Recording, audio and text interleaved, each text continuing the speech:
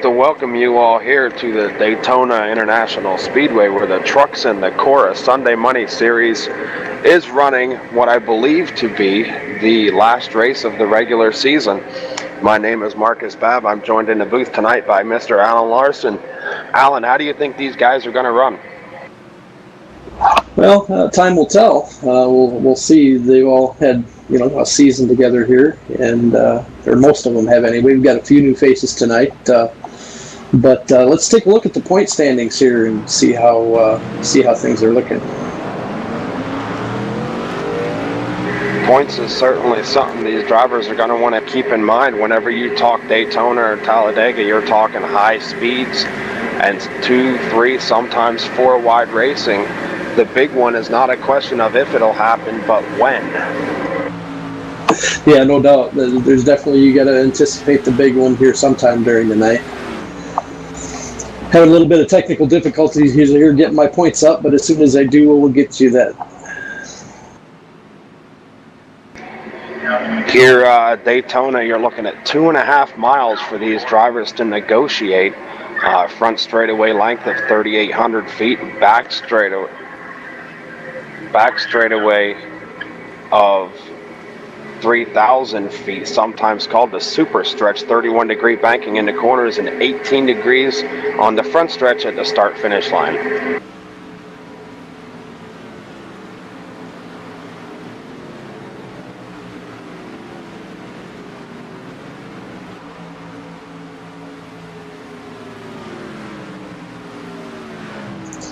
Yeah, anyway, we got the points up here now. Sorry about the delay there. We got Dale Smalley. He's still the points leader. He's 53 out ahead of Michael Churchma. Then we got Dallas Miracle, 143 behind in third. Then we got Gary Bauer. He's 155 points back. Then Galen Gidman, he stands in fifth right now at 179 points back. Then Ben Manning, he's 246 points back. Michael Johnson, 253. Close battle there for 8th place, 7th and 8th with Nathan Sedlak. He's in 8th at 258 back. Then Everett D. Lane, he's 258 back. He's actually tied with Nathan. Then Jay Anderson is in 10th at 259 points. And that's your top 10 in points right now, going into the chase that starts next week. It's going to be real interesting to see how them top 2 drivers, possibly even the top 3, make it happen here at Daytona. Like I had stated earlier, it's not a question of if, but when the big one will happen. And if it happens early enough, that could shake things up at the top of the leaderboard. Yeah, absolutely there, Marcus. We're winding down here definitely towards the end of the season, and they're very well could be somebody new move into that 10th place in position too, so we kind of want to keep an eye on that too. I think it's Travis Brown is hanging on to 12th place there, and Mark Montanari is not Mark. Mark's not with us tonight. Garrett Denton or Michael Vandesal, any one of them could possibly move up into the top 10 tonight. Guys on the bubble back there, 11th and 12th place in points, certainly something to keep an eye on, as these drivers tonight are going 101 laps around this 2.5 mile long oval. And last but not least, we do have Joe Cortez here in the booth with us. Welcome, Joe. Alan, Marcus, glad to be back in the booth with you guys. Tonight's race critical for the guys trying to make the chase tonight. A lot of money involved on the line, and not just the money involved in every week here in the Sunday Money Series. The chase, of course, paying out $125 to the ultimate champion. So tonight's race could decide who walks away with a lot of money at the end of the season. We always joke about go pay or win on Sunday, go to the bank on Monday. Well, it could be win tonight and go to the bank in 3 weeks' time with a much bigger check. Yeah, no doubt there, Joe. That's definitely everybody's ultimate goal for sure. That's going to be participating in this chase here that starts next week. Jay starts next week. Let's go ahead and go through the points real quick. Dale Smalley still at the top of the board. Michael Churchma not in a position to challenge him for that top position, but could very easily at least put a little pressure on him. 53 points back. Dallas Miracle, who's missed the last two Sunday Money races, is still in third. Gary Bauer now in fourth. Galen Gidman picks up a position from last week in fifth. Ben Manning, after a great finish, picks up 3 positions. He's now in sixth. Michael Johnson, Nathan Sedlak, Evan Lane, and Jay Anderson rounding out your top 10 here in the Sunday Money Series. And guys, every week we talk about it. Every week we talk about the consistent finish, but tonight it's really win or go home. Yeah, absolutely. It definitely is. It's definitely that situation coming down to the end of the chase here. And Marcus, as our competitor here in Cora, you understand it maybe better than others. You understand how important it is to have that consistent finish, but tonight the pressure is just that much more on. Yeah, it really makes it tough. I mean, you're out there 2, 3 wide, sometimes 4 wide. And at a track this size, I had mentioned 2.5 miles long straights, a lot of speed. I said it here, it'll be 3 times. We're probably going to be talking about it all night, but it's not a question of, if the big one will happen, but when. And it's certainly something to keep your knuckles white about on the steering wheel.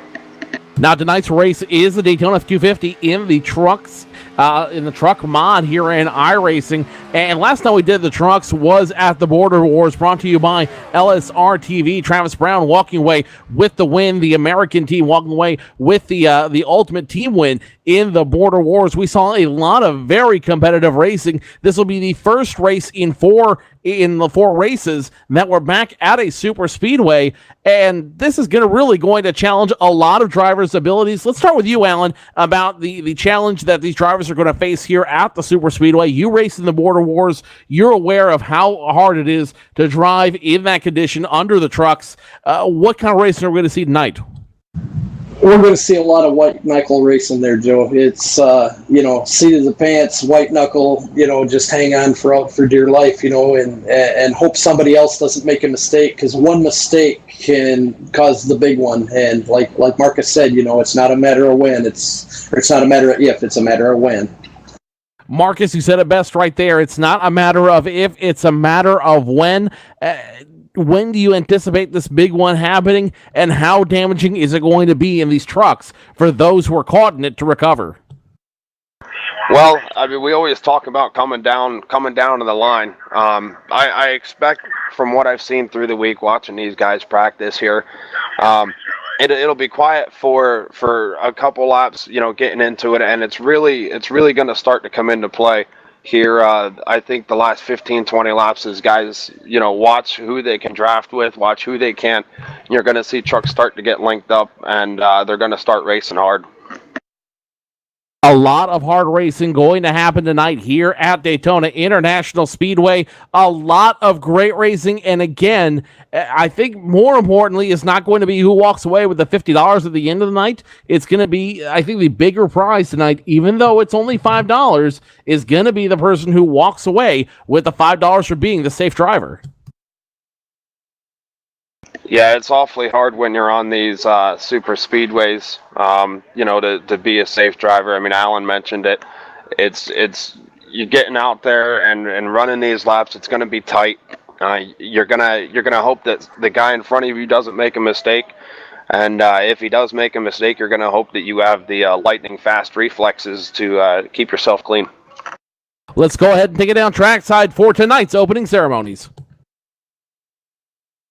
Oh, say, can you see by the dawn's early light what so proudly we hailed at the twilight's last gleaming, whose broad stripes and bright stars through the perilous fight o'er the ramparts we watched were so gallantly streaming,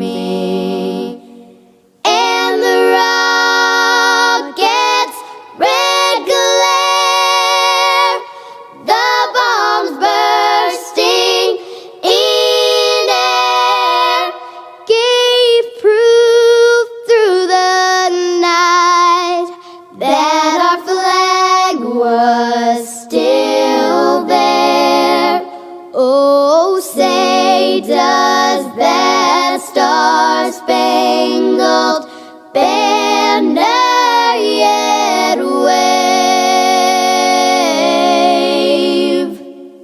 or the land of the free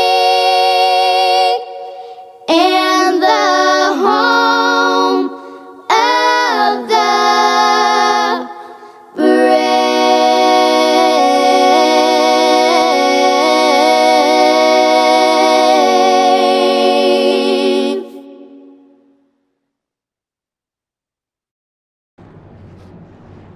And of course, the Cactus Cuties and the Virtual Thunderbirds doing our national anthem tonight here at Daytona International Speedway. Before we continue, let's go ahead and kick it over to our Chief Operating Officer here at Cora Racing, Kevin McCarthy, who's got an announcement from our race 2 weeks ago.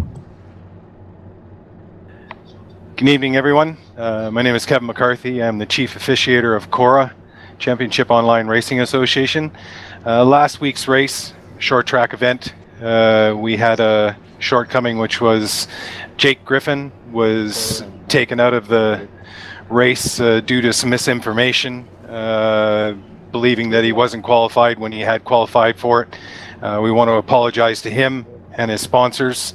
We've allowed Jake to be in the next 2 Sunday Moneys without having to pay for entry fee as a token of our misgivings, and we hope that his sponsors aren't too put out by what happened at that event. We take sole responsibility for that. We're putting some checks and balances to make sure that this type of thing doesn't happen again. And once again, we'd like to apologize to Jake Griffin and his sponsors for having him removed from last week's qualifier and Sunday Money series. Chief Operating Officer Kevin McCarthy with an announcement here tonight at Daytona International Speedway. To find out more about that and the Sunday Money Series, visit Cora-Racing.com. Cora-Racing.com. 101 laps about to commiserate here at Daytona International Speedway. Let's go ahead and take you down the qualifying order. On the front row, 07 of Gary Bauer, qualifying at the time of 47.367 seconds. On the outside of him, third in points, Dallas Miracle starts on the outside of row number 1. Mark Moffitt's going to start in that number 10 machine inside second row into third position. David Wink in the number 20 starting to his outside. Michael Vanazdal starting in the 83. He's going to be the the last truck in the top 5 starting. And Eric Sharp in the 86 will be starting his outside in 6th. Travis Brown will start in the inside of row number 4. Outside of him, Dale Smalley, your points leader, starts 8th. Michael Churchma, the man second in points, starts 9th. Outside of him, in the 19 machine, Jay Anderson starts 10th. Daniel Miller in the 06 starting 11th. Ross Cato in the 30 will be starting 12th. Galen Gidman in the 04 will be starting 13th. Garrett Atwell in the 4 will be starting 14th. Colton Burke 15th. Everett Lane will start 16th. Nathan Sedlak, Ben Manning, James Brown, Mark McFadden rounds out your top 20. Martin Boulder, James Wilkins, Rex Buchanan, David Parks, Michael Whitlock, your top 25. In the next 5, Dale Cronkright, Joel Wood, TJ Graves, John Pansula, the last one taking time on the field, starting 29th. Ryan Borges starting 30th. Gordon Berkey, Jeremy Glover, both electing not to take time here at Daytona International Speedway. They'll start at the very tail end of this field. 32 cars will start tonight on the lead lap. Pace car is in. It's all in the hands of Gary Bauer to start 101 laps here around Daytona International Speedway. Green flag flies, and we are underway. 32 trucks here at Daytona about to take turn number 1. 2 by 2 they go in. And so far, so good as they continue to run side by side, double file through turn number 1 and 2. And Gary Bauer has the advantage, and they're starting to bunch up behind Dallas Miracle and company. Low line seems to be the place to be right now. Yeah, there's a couple trucks up on that outside. It looks to be about 4 now. Taking the lead is going to be the 48 machine of Dallas Miracle going into 3.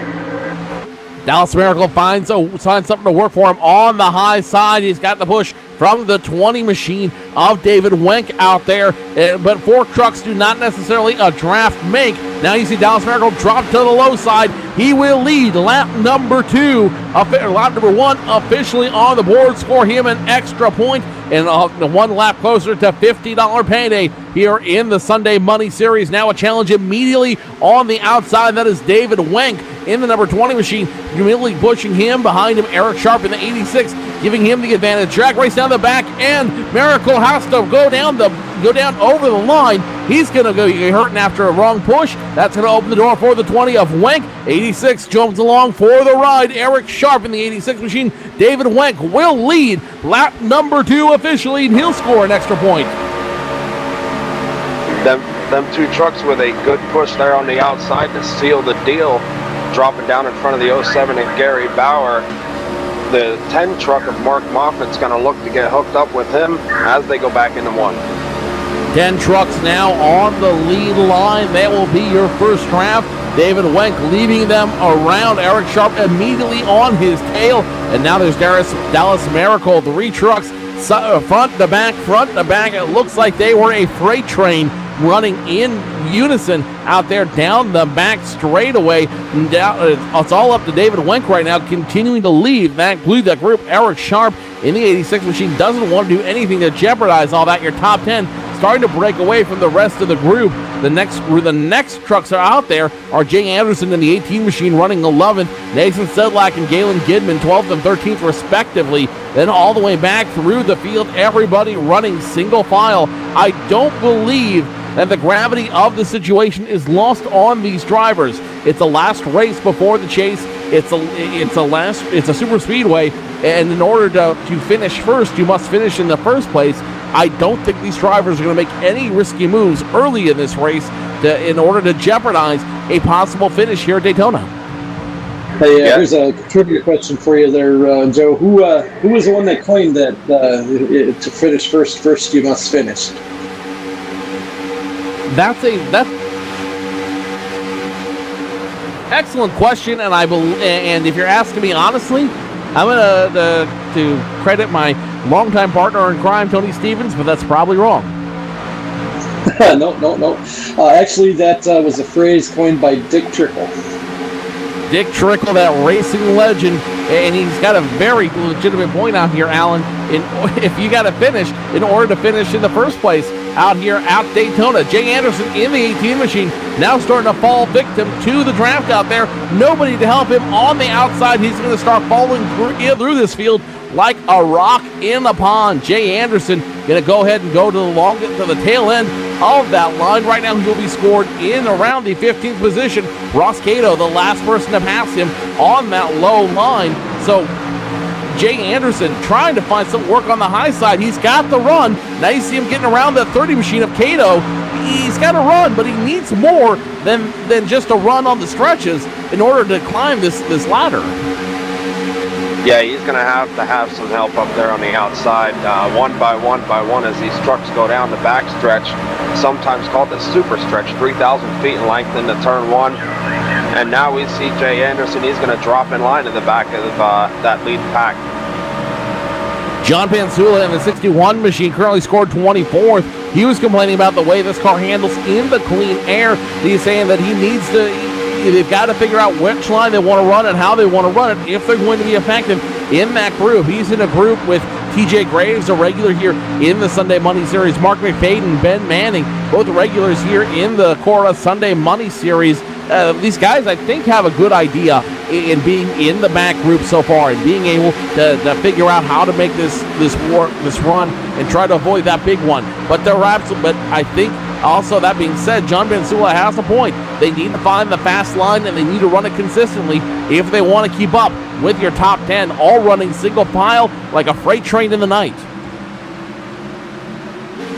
Yeah, I want to mention too that there's a couple of drivers that had been a staple here in the Cora series that we haven't seen in a while that decided to join tonight, and good to see him racing again. That would be the number 20, the leader right now, and number 2, Eric Sharp. You know, he's been away for a little while, so it's really good to see them back in the saddle again. Eric Sharp, David Wenk and Eric Sharp not only in the saddle but in control of this entire race, continuing to run first and second on this field in those Silverados. Out front, Dallas Miracle third, Gary Bauer fourth, Mark Maffin rounding out your top 5, and nobody making a move outside of that low line. Everyone's still working in that low line right now and working in order to keep that draft moving as fast as they can. Let's go ahead and go back, though, to position number 18 with the 43 of Rex Buchanan. You see just how much the aerodynamics here and the draft affect him. If you look up from the bumper cam of the 19 machine of Joel Wood, you can see the heavy damage, the back end damage, the bent-in tailgate on the 43 of Rex Buchanan. Anywhere else, he would be able to make do with that. But here, aerodynamics are everything, and keeping up with the draft is everything. The 19 of Joel Wood, a little bit faster than the 43 of Rex Buchanan, and part of that is because those aerodynamics. Without that ability to keep in the draft and keep that car, the downforce on that truck, he's not going to be able to be as competitive as he wants to be. Aerodynamics being everything here at a super speedway where they reach these high speeds upwards of 200 miles an hour, and it's going to be rough with that truck there for Rex to see if it'll come into handling for him as he goes into one. Shifting now, starting in the top 5. Dallas Miracle's going to try the outside. Dale Smalley, your points leader, going to try it as well with him in the 69 machine. Behind the Michael Churchway in the 88. The top 3 in points are going to go high down the super stretch at Daytona. Up front, David Wenck, Eric Sharp, Gary Bauer, all still running single file in line, top 3. But now Dallas Miracle in the 48, the Dale Smalley in the 69, and Michael Churchma in the 88. They're starting to get a draft of their own, and they're starting to charge up towards the leader. Can 3 cars make a difference in the long draft behind them on the low line? Yeah, I knew it wouldn't be too long before Dale Smalley and Dallas Miracle found each other here. They're known as quite the super speedway pair. They really, I've seen them two put on a clinic here at the super speedways. Let's go back to the border wars that you were a part of, Alan, as you see the 48 and 6 not giving the push to the 48, and the 48 making his way up front, now chasing the 20 up front. Miracle on the outside, and it's going to be Eric Sharp on David Wenck, check out on the inside, and the 48 just has the big advantage. The 69 giving him the shove all the way down the front stretch. Dallas Miracle will be your leader on lap number 12. Dale Smalley second, David Wenck third, but here comes Michael Churchman on the 88. He's no longer got the help that he had. He needs to find a way back in line. Let's go back to the border wars that you were a part of there, Alan. We saw those 2 names up front throughout most of the night. Dallas Miracle, Dale Smalley, representing their respective countries, and all night they were strong and they were able to compete. Tonight, are we going to see much of the same from Miracle and Smalley? Oh, absolutely, yeah. Them two, when they get on the super speedways, I'm not going to say that they're unbeatable, but man, they're definitely strong. They're probably a couple of the strongest super speedway racers that participate in the Sunday Money Series. Smalley now making the pass on Dallas Miracle. Looks like they made that swap methodically, and now Dale Smalley will pick up a point for leading one lap if he can hold on through turns 3 and 4, which every indication is he will. But Dallas Miracle immediately on his rear bumper. David Wenck, who was leading several laps there, now relegated to the 3rd place position. It looks like your top 15 now all running in line with each other out there, and it looks like these guys are not going to give up any position. Let's go ahead and go on board with the 48 of Dallas Miracle. You see just how close he is to Dale Smalley. If those guys were on a tow bar with each other, you wouldn't know it. That's how close they're running with each other. Certainly the way you run here, get that nose of the truck tucked up behind your drafting partner, who will be out front, and keep it tucked up, keep it snug, maybe swing off to the left or the right in a corner, get some air to that grill. These trucks can only go about 3 or 4 laps here before you have to start worrying about water temps and worrying about saving that engine. That's where them methodical swaps come into play as they enter the corners. 17 trucks working through on the front group now here at the Daytona International Speedway. This is the Cora Sunday Money Race here at Daytona, the last race before the changes. You see the 48 of Dallas Miracle blink out a little bit. Let's talk real quick, guys. It sounds like, from what I understand, we have at least one truck now in trouble on pit access road. Not exactly sure which truck that is. Meanwhile, up front, it looks like they're making another swap once again. Dallas Miracle back up front, and it could not be the switch they want, as here comes David Wenk on the low side. Eric Sharp joining him as well. They almost had the run going in there, but Dale Smalley and Dallas Miracle just too strong on that front group. They will break away, and they will put a truck length between themselves and David Wenk. A truck length it will be for your leader, Dale Smalley and Dallas Miracle. Eric Sharp, they're running fourth. If he's going to help out David Wenk, he's got to get up to that bumper as the trucks go into one. That's where Dallas Miracle and Dale Smalley has been putting this gap on the rest of your field.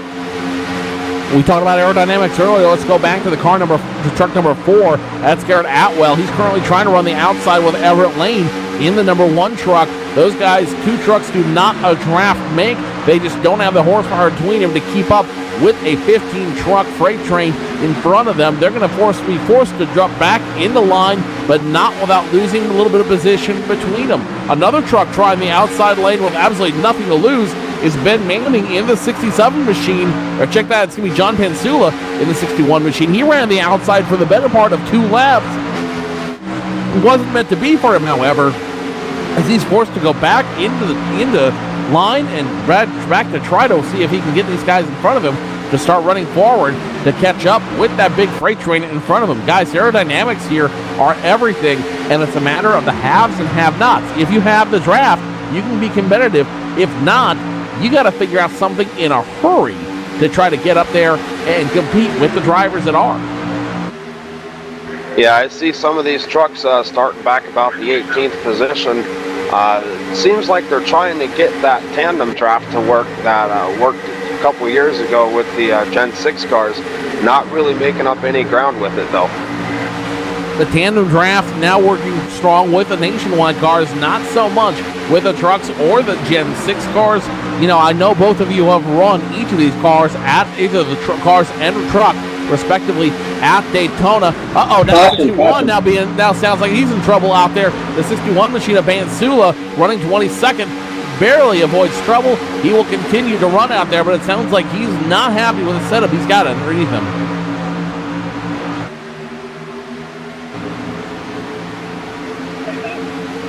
And as you see the replay now on the screen, it all happened in front of him between the blue truck. That's Rex Buchanan and Joel Wood. Buchanan trying to make the pass on Wood, not happening. He's going to have to save it and get back up front. Mansula is able to save it in the 61 machine. Now they continue to run, and now because of that, they're starting to shake it up through the field. Let's go back now to about the 8th position. Travis Brown in the 33, under fire from the 88 of Michael Churchman. Nathan Sedlak giving him the push. Daniel Miller wants to help, but not really able to out there. The tandem of Travis, of Sedlak and Churchman, just too strong on the outside. Working a lap vehicle here coming out of 4. As Churchma and Brown are, that was tight. Churchma and Brown now found a hole down on the inside, and they're going to tuck back in line one by one. They're going to go again. That lap truck is the 54 of Daryl Cronk right out there. He looks like he's having a little bit of electrical issues now at this point. He's the first truck, scored 1 lap down on this field, and he's only got more trouble behind him as the 64 of the 64 machine of Michael Whitlock gets around the 00 of James Brown. James Brown now starting to drop out there through the field. He's going to give away 3 positions to Whitlock, Joel Wood, and Mr. Excitement himself, TJ Graves, as they try to figure out what's the fastest line for them. They're starting to experiment and flirt with a high line. They end up bringing all those trucks back down to the low line, so they're trying to figure out where they need to be and how they need to be there to catch up with your main draft. Meanwhile, back in the main draft, more jockeying for position happening right now as you see the number 33 machine. That is Travis Brown, work with a 06 of Daniel Miller. They're trying to get a run on the outside and break up a little bit on that draft we've had for so long in this group, but they're really not making any headway. The good news is for them, they're not losing any headway either. as they do make up a little bit of ground going into 3. Your leaders out front still going to be Dallas Miracle in the 48, Dale Smalley in that 69 machine. They are going to be about 3-4 truck lengths ahead of that truck of the 20 truck of David Wink. And now looking back to the 33 of Travis Brown and his drafting partner, they're making some headway on the outside. Dale Smalley, Michael Dallas Miracle still in square control of this race here at Daytona. 22 laps in of 101. So still plenty of racing left to go. David Wink, Eric Sharp, Gary Bauer, your top 5. And don't look now, but on the outside, here comes the 33 machine of Travis Brown. Check out the 06 machine of Daniel Miller, also with him as well, and they're starting to make a run towards the top 5. Tandem drafting, we saw it work with the Nationwide car. It doesn't necessarily work with the Gen 6 car anymore, but these guys are making it work with the truck. How is that working, guys?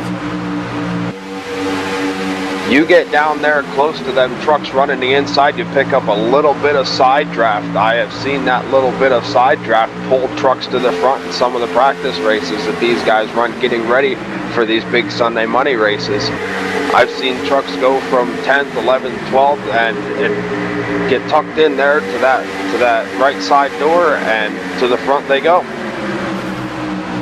The 86 machine, 06 machine now looks like he got too close to that 33 machine. The 06 starting to drop through traffic. Daniel Miller might be without an engine. That truck is losing a whole lot of speed. Daniel Miller, his engine is gone in that machine. He's able to save it, which is good news. There's no caution flag out on the field. But the bad news is he hurts Travis Brown's opportunity for getting in front of this group. Without that second truck giving him the push, he is as good as gone. Replay up on this will be up on the screen momentarily. The 03, you see it now, the 06 machine of Daniel Miller, puff of smoke out underneath the hood, and that engine is done on the 06 machine. Daniel Miller, who was a good hard charger throughout this race, they're going to pull it down on pit road now. Heavy smoke coming out of the cockpit of the 06 machine. His night, for all intents and purposes, done. Hard way to go out, guys. Yeah, real hard. That's what I was talking about earlier. These trucks can only run about 3 or 4 laps before they need to make that switch. Oftentimes you'll see that switch done going into the corner, as it's a little easier to get it done that way with these trucks carrying a little less speed in the corners. And it looks like the 06 of Daniel Miller may have used that one reset to get back on the track. Daniel Miller now treading very dangerous ground, uses his one reset to get back on the speedway here at Daytona. He will be eligible for the Lucky Dog if a caution comes out. He has currently scored 1 lap down. Darrell Cronkright in the 54, 4 laps down as they go 4 wide momentarily. They try to, as they use that speed to get around him. 3 wide now, around 64 around, 0-0 around, trouble on track, 0-0 on its roof. Trouble, heavy damage for that 0-0 machine of James Brown. Caution flag out. James Brown, heavy damage as a result of that lap down car coming back on the track. Starts after contact with the 64 and the 18. Yeah, that's that question of if. It's not a question of if, but when. It may not be the biggest one we see here, but it certainly took out a lot of trucks as we go to the replay now. You see the replay up on your screen. 3 wide going into turns with 3 and 4 out there. It all starts with the 79 of Joel Wood on the outside, bumps into the 64 machine. That belongs to Michael Whitlock. James Brown then gets bumped back. The 64 goes back into Joel Wood in the 79. That sort of effect creates a pinball effect for the 64 machine, causes the 0-0 to get into the ball as well. Heavy damage for the 0-0, heavy damage for the 79. And and the 17 machine, all those cars, heavy damage. Good news for them is they do have the reset if they want to take it. James Brown is pulled behind the wall. He is done for the night. Michael Whitlock, I believe, has used his reset, and the 79 machine of Joel Wood. He has not yet come down pit road, but heavy front end damage. He might want to consider burning his reset now. First caution flag of the night as a result of 4 wide racing on the track. I said it at the beginning of the broadcast. 2, 3, maybe sometimes 4 wide, and lap vehicles could certainly be a part of that 4 wide racing. it's going to be interesting here to see who takes tires, who don't. This track does use tires a little more than its sister track, Talladega. So it'll be interesting to see what the leaders choose. None of the leaders electing to come in yet. We will probably see them come down when they come around, when the pace car leads them around the entrance, this time by Dallas Miracle, currently sitting in the lead. He has indicated he's going to come down. Dale Smalley will follow him down. David Wenck in the 20. The 86 of Sharp will follow him. The 07 of Bauer, Maffett. Everybody on that lead group will go ahead and follow him down pit road. So now it's a matter of who takes what and how they manage it. Dallas Miracle will lead them down. Will it be a 2-tire stop? Will it be a 4-tire stop? Let's see as he comes to the attention of his crew. Dallas Miracle taking that trip 55 mile an hour down pit road. He is going to have the second pit box from the end. That should help him out a little bit. Truck's up in the air now. See right side's going on. Around to the left side the crew goes. He is going to take 4 tires. Dale Smalley elected to take 4 tires as well. The 88 of Michael Churchma. It looks like he was fuel only for his stop. He did not take any tires out there. Fuel only for the 88. They're trying to get out front and try to lead some laps out here. Going out on first, it was David Wenck getting out first. Gary Bauer second. Michael Vandesall third. Garrett Sharp fourth. And Michael Churchma no tires. He will escape fifth from the pit road. It's going to be interesting to see that no tire call by a couple guys. It's going to be interesting to see how that holds up here on the restart. Currently scoring lap 28 under the first caution flag of the evening.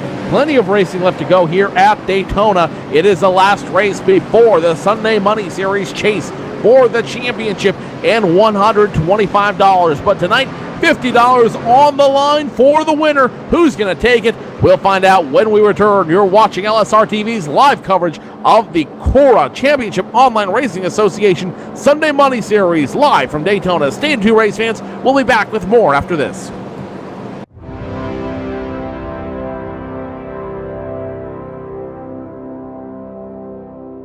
Race fans, it's time for those most famous words in motorsports.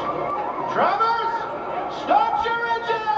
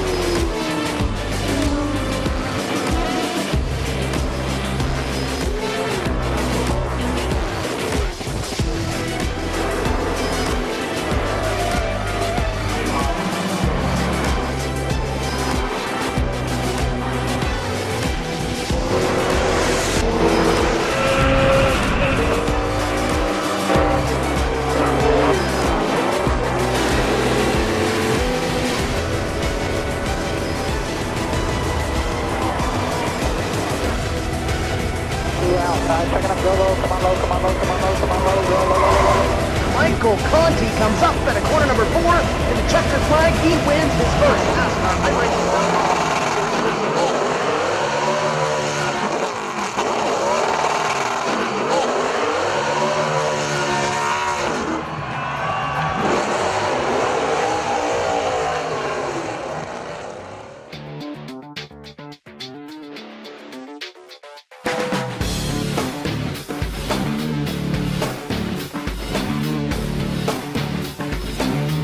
Inside SimRacing.tv, the fastest show on the internet. Sim racing news and reviews since 2007, with new shows every week.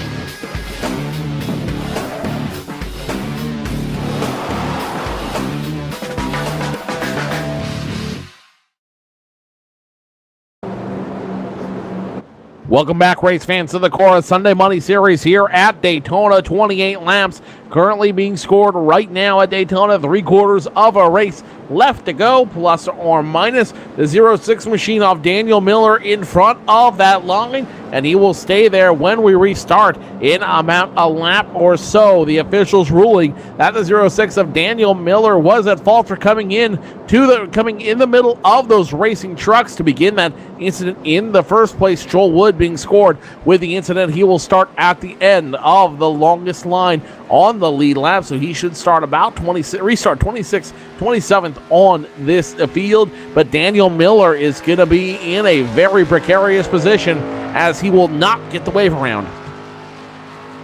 Not getting the wave around is something at a 2.5 mile track you certainly hope for if you are not involved in the caution, but being a part of the caution oftentimes will waive that privilege you have of being the wave around car, and it sure makes it tough.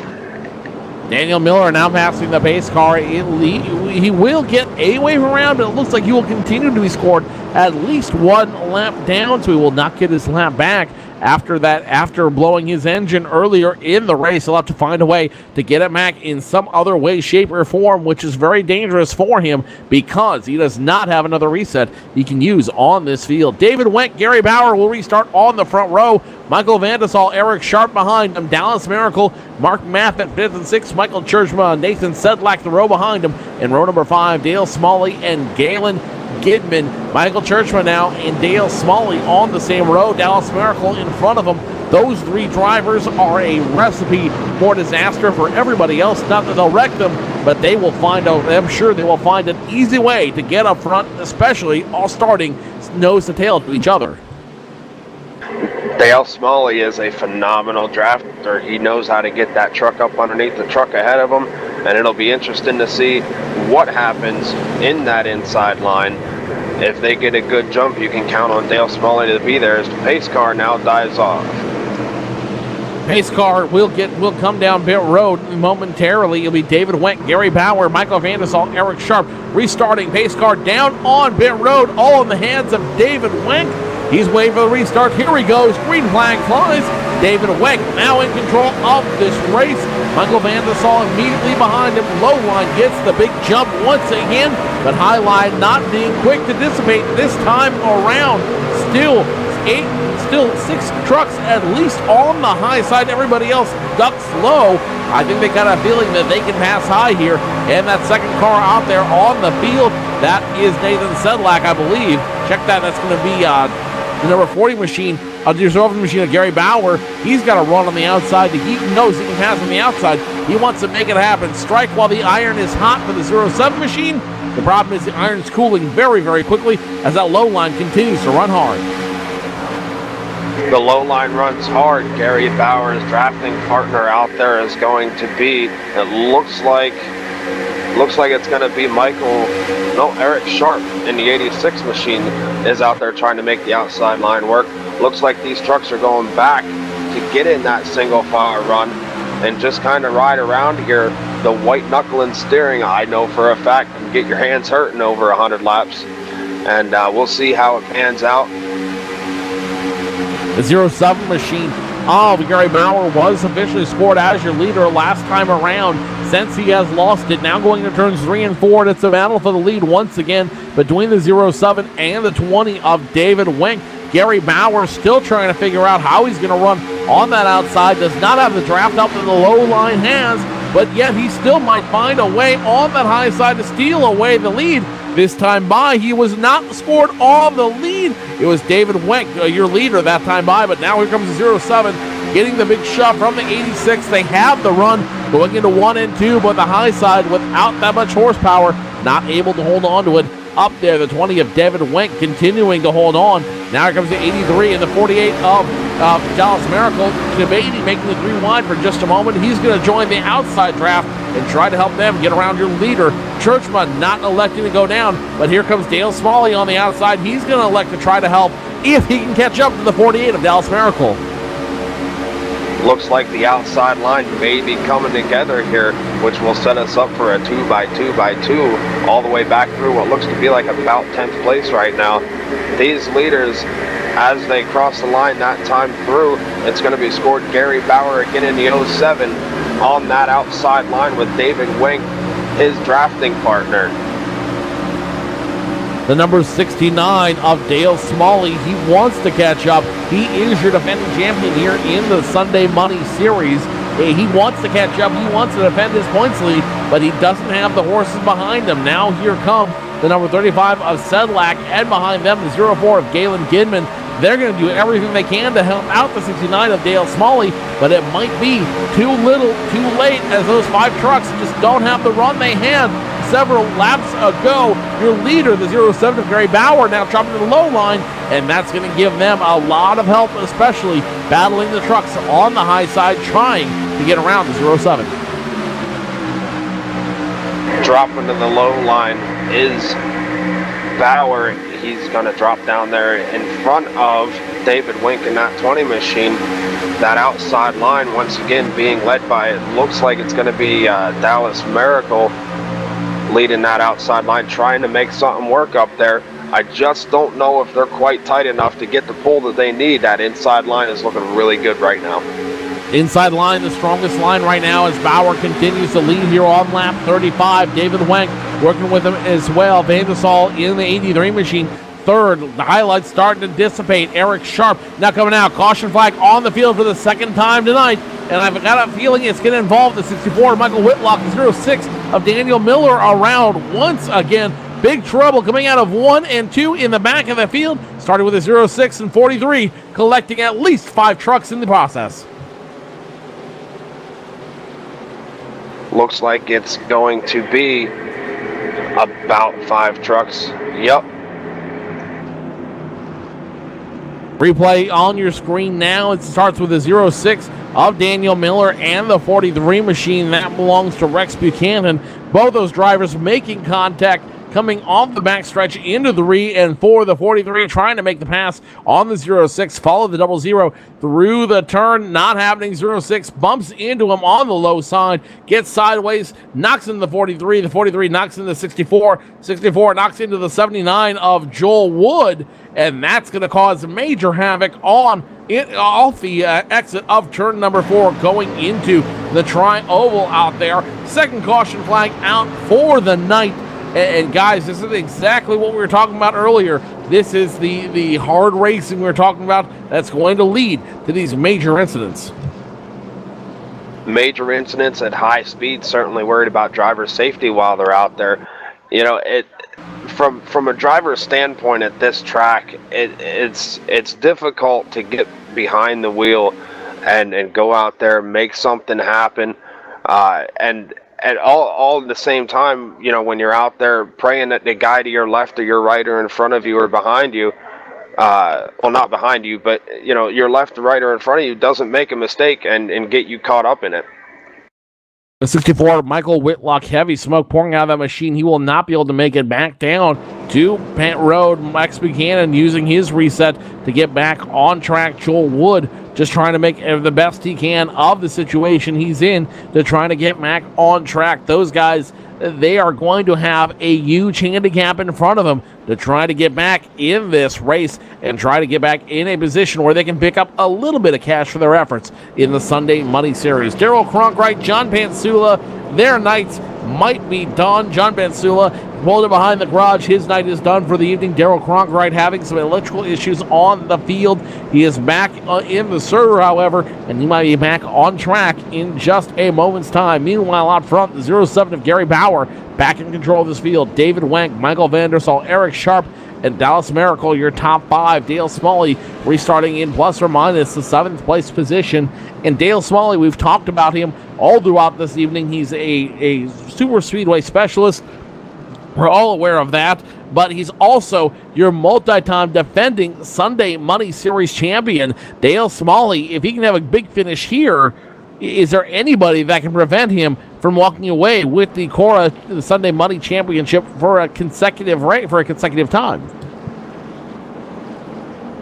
I would like to say that there would be, but it's going to be tough. He's been the dominator, like you said, for the last 2 years defending that title. He is going to be scored in that 7th position.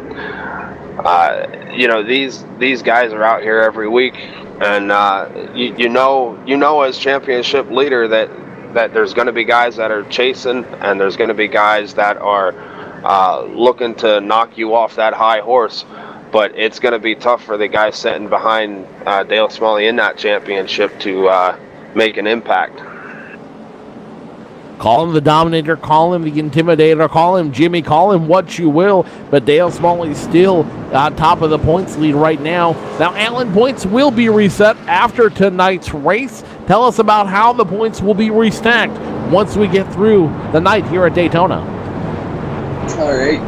The points will be reset to all the 12. The 12 top drivers will reset to 5,000, and then the points leader will have 5,000, and then the next back, the second place in points will be 3 points behind him, and then 3 points will be back to third, and then another 3 points back to fourth, and then another and so on all the way back through the top 12. So Dale Smalley, who does have a lock on that top position, will have a 3-point lead going into our first chase race in 1 week's time at the Coles Weekberg Truck Center at Charlotte. In these trucks, once again, Dale Smalley, he's got a lot on his shoulders right now. He doesn't have to worry. He does have to worry about having a good finish to keep his points lead, but more importantly, he wants to make sure that he proves a point here at Daytona going into the 3-race chase.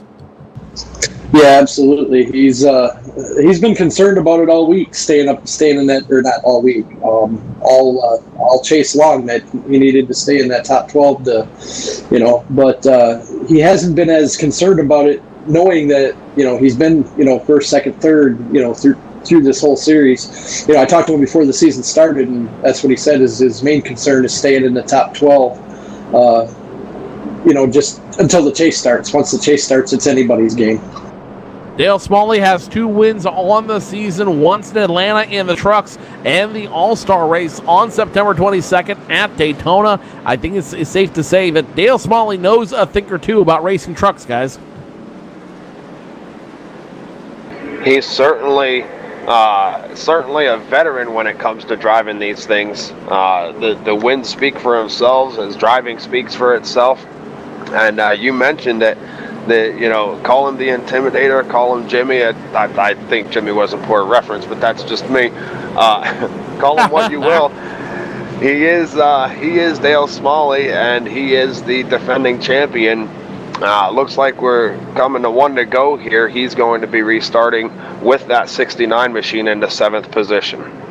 Pace car lights are off. Gary Bauer, David Wenck will start on the first row of this double file restart. Michael Vandersall, Eric Sharp behind him. Dallas Miracle third in points, right beside Michael Churchma, second in points. Then there's Dale Smalley, Mark Maffitt, Nathan Sedlak, and Ross Cato rounding out your top 10 in this field. Still plenty of racing left to go. We're only scoring lap number 39. It'll be lap number 40 when we go back to green flag racing in 2 turns time. Gary Bauer still has a lock on this field, but plenty of things can happen in 62 laps when we go back to green flag racing. We've already saw 2 major incidents. When will the third one happen? As we've learned, it's not a matter of if, but a matter of when the next major incident will happen. Yeah, absolutely there, Joe. But I think what's going to be really interesting to keep an eye on, talking about Dale Smalley fighting for this championship, is we're going to a little bit of uncharted territory for him. In the second race of the chase, we're going to take the Indy cars to Richmond, and he's not very keen on the Indy cars. So, like I said, after this chase starts, it's anybody's game. Gary Bauer restarts this field on lap number 39, scoring 40 when we cross the line. David Wenck immediately on his outside. It'll be a drag race on the high versus the low. Gary Bauer gets the jump, but that might not help him. He's got trucks behind him. The 20 of Derek Wenck, the 83. Check out the 86 of Eric Sharp, the 88 of Michael Churchma. Now the 10 of Mark Maffitt wants a piece of it. Side by side, they continue to race through 1 and 2. The 20 and the 07 continuing to run. The 20 has the advantage. The 86 comes along for the ride. And now here comes the 83 of Vandersall. Check out the 88 of Michael Churchma. The 86 and the 20 in tandem.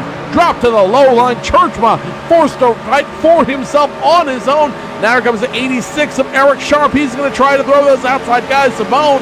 Nonetheless, David Wenck once again your leader on lap 40. Yeah, Storm Motorsports has come with a vengeance. It's good to see them back in the series here, and they're all lined up there. With David Wink and let's see, who is the other Storm Motorsports? Eric Sharp and Michael Churchma there. They were all lined up there on the outside, and with all the same paint schemes, it's kind of obvious that they're working together here. Eric Sharp now getting the push from Michael Churchma. Eric Sharp will be your leader, all things considered. When we come around 2 more turns, Eric Sharp getting the push from teammate Michael Churchma, and now Star Motorsports controls the top 3 spots in tonight's race. Let's go ahead and bounce back to about position number 8, where Dallas Miracle in the 48 machine fighting with Ross Cato in the 30. Ross Cato in the 30 has a couple friends along with him, including the 04 of Galen Kidman and the 31 machine of Martin Porter on the outside. Now the 18 of Jay Anderson wants to come and play on the outside. Churchma trying to work with Dale Smalley on the low line, but nowhere for them to go. They're going to continue to be boxed in on that low side by Ross Cato and company. And don't look now, but Ross Cato in the 04 of Galen Kidman, the 31 of Martin Porter, and the 18 of Jay Anderson. They've got a big run on the outside, and they want to start digging for the front. Yeah, that Star Motorsports team, like I say, they when they competed, regularly in the series, they were always, a team that could get up there and fight with Dallas and Dale and the guys that, run up front all the time. But one thing I got to say about Storm is they are definitely, brewing up a storm here, because they're first, second, and third. If you look at the tailgate on the Storm Motorsports truck on King Tornadoes, he's from Moore, Oklahoma. There, that's kind of where they got their name from. He's got the Moore tribute there on it. The 30 machine of Ross Cato starting to fight his way up front, getting the push from the 04 of Galen Kidman. They are challenging for the lead on the outside. The 30 getting the major push. Scored number 30 of Ross Cato, leading his first lap of the night, picking up a bonus point for leading that lap. Galen Kidman immediately on his back bumper. 2 by 2 they go into turns 1 and 2. And Ross Cato, a name we haven't heard for a while here in Cora, he is back up front, and he is now challenging 86 of Eric Sharp for the lead. Star Motorsports had a lock on the lead for several laps. That might have just come to an end. Here and seeing these guys here, excuse me, had a bird in my throat. Seeing these guys here, Storm Motorsports, it's, they're good. And as a driver, I don't know if I want to go back on the track with them.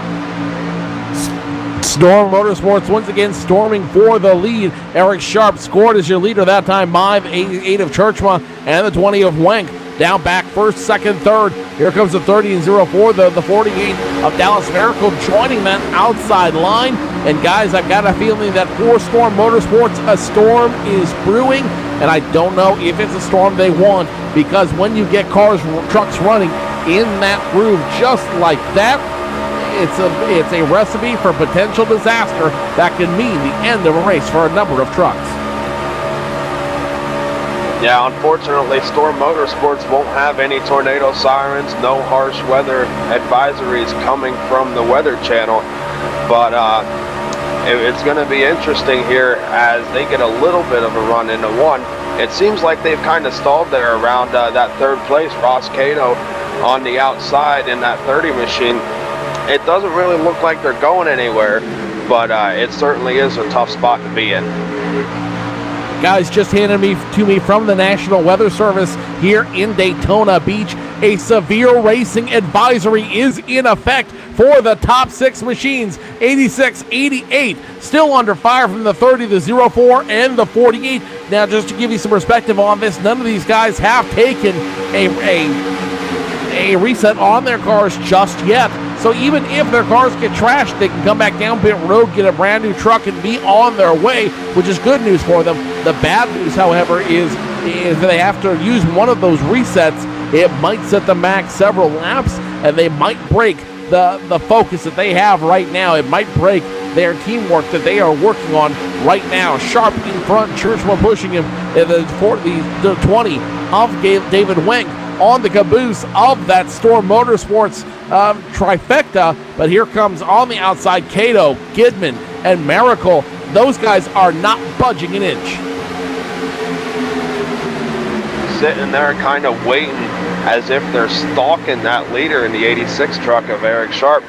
It's going, as they get a run here, going into one, they're going to pull up door to door with the 86. Ross Cato on the outside into 30 with help from, I believe it's going to be Galen Gidman. Galen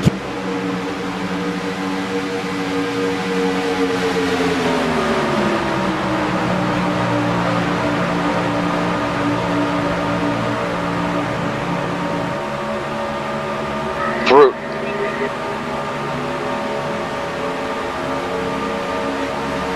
The 30, the 04, 48 still running on that outside lane. You saw the 04 get outside of that draft to get a little bit of air in that cold air in that 04 machine on that 04 truck out there. He does not want to make the same mistake that Travis Brown made earlier in the race. Nice of the 48 do it as well. The problem is because they have to go out and break that draft, they're not able to run as competitively, and it makes them slow down just a touch while they wait for that other car or other truck to get back in the groove and get back in drive.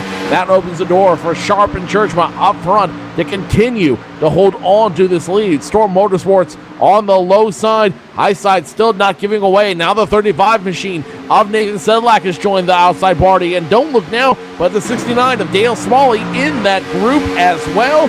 And now we've got an outside run that could very easily compete. Lots of talent on that outside line. Lots of talent on the outside line as they go into one. Still Eric Sharp with a little bit of a gap between him and second place Michael Churchma. The 20 of David Wink scoring in the third position. Ross Cato, the first truck in that outside line, scoring fourth. And Gary Bauer in the 07 is going to be your top five as they run now. Let's throw on board the 88 of Michael Churchman just for a moment to see how close the 88 and 86 are.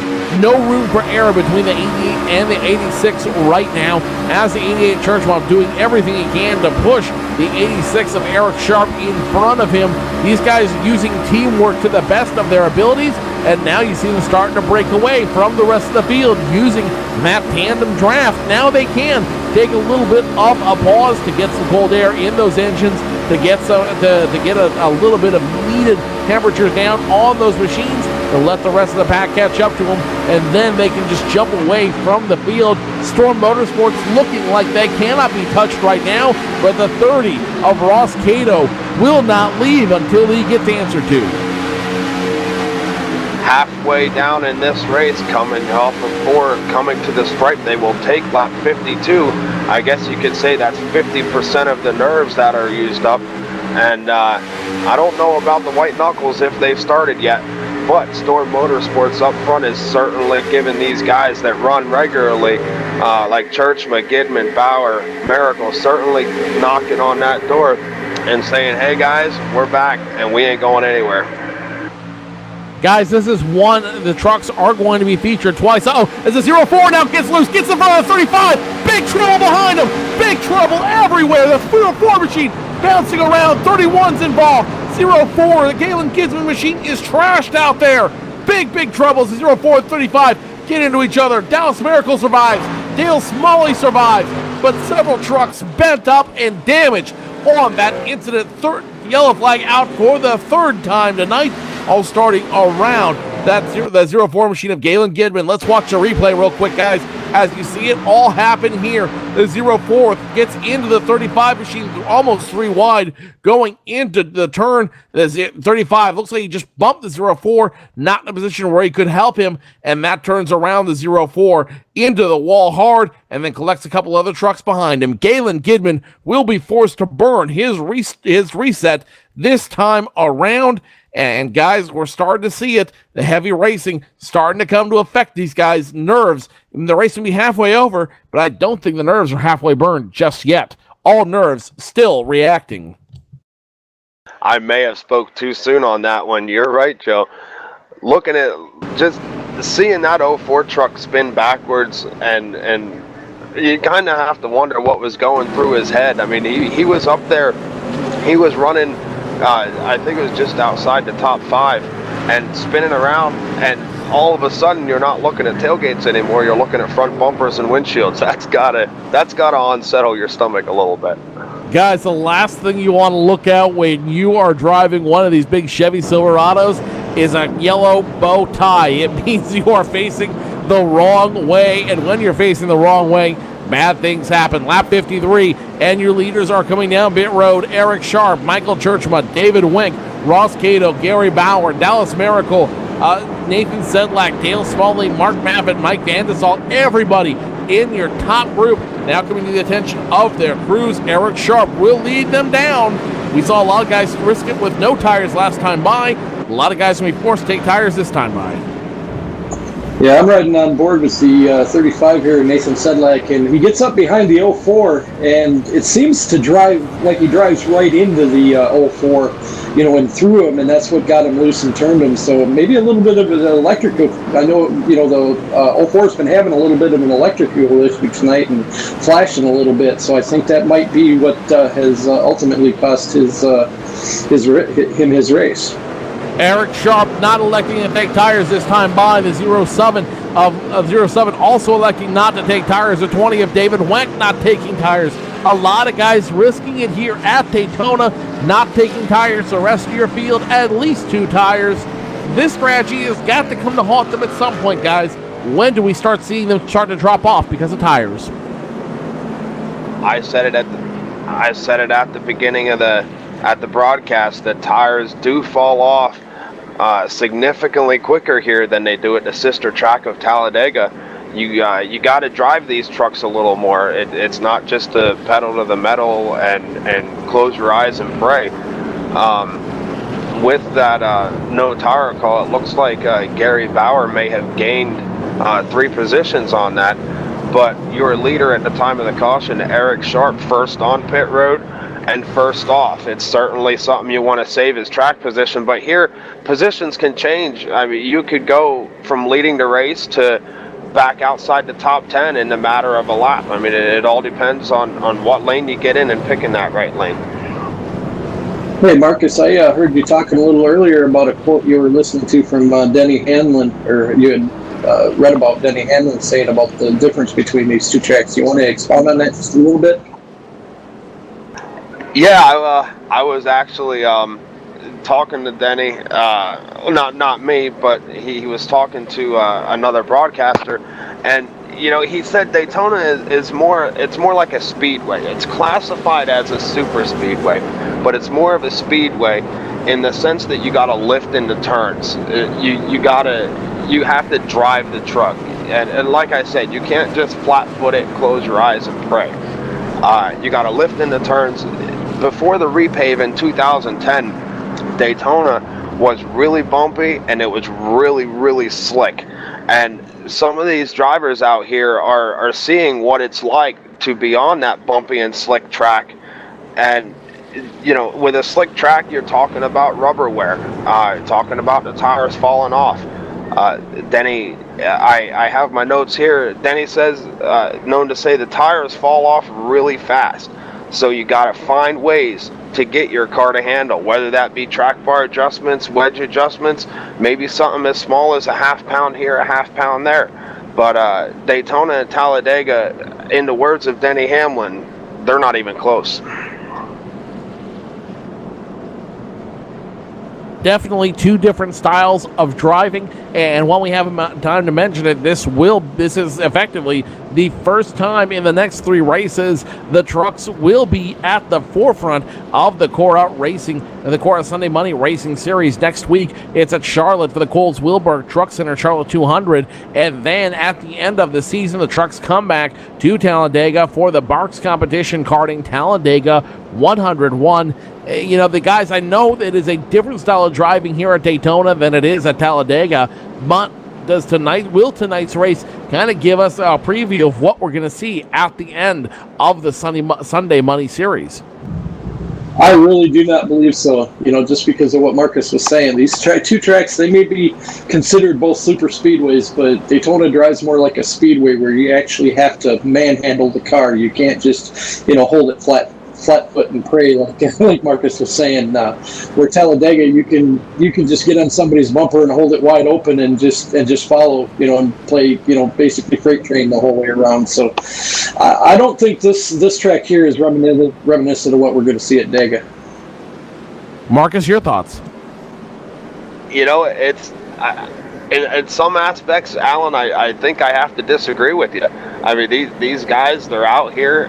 They really enjoy what they're doing, and there's quite a bit of pocket change on the line. And whether it comes quarter of the way, halfway through, or more towards the end in the last 15, 20 laps, I think we're definitely going to see these guys racing hard, and they're going to be door banging and crushing in tailgates, and it's going to be interesting.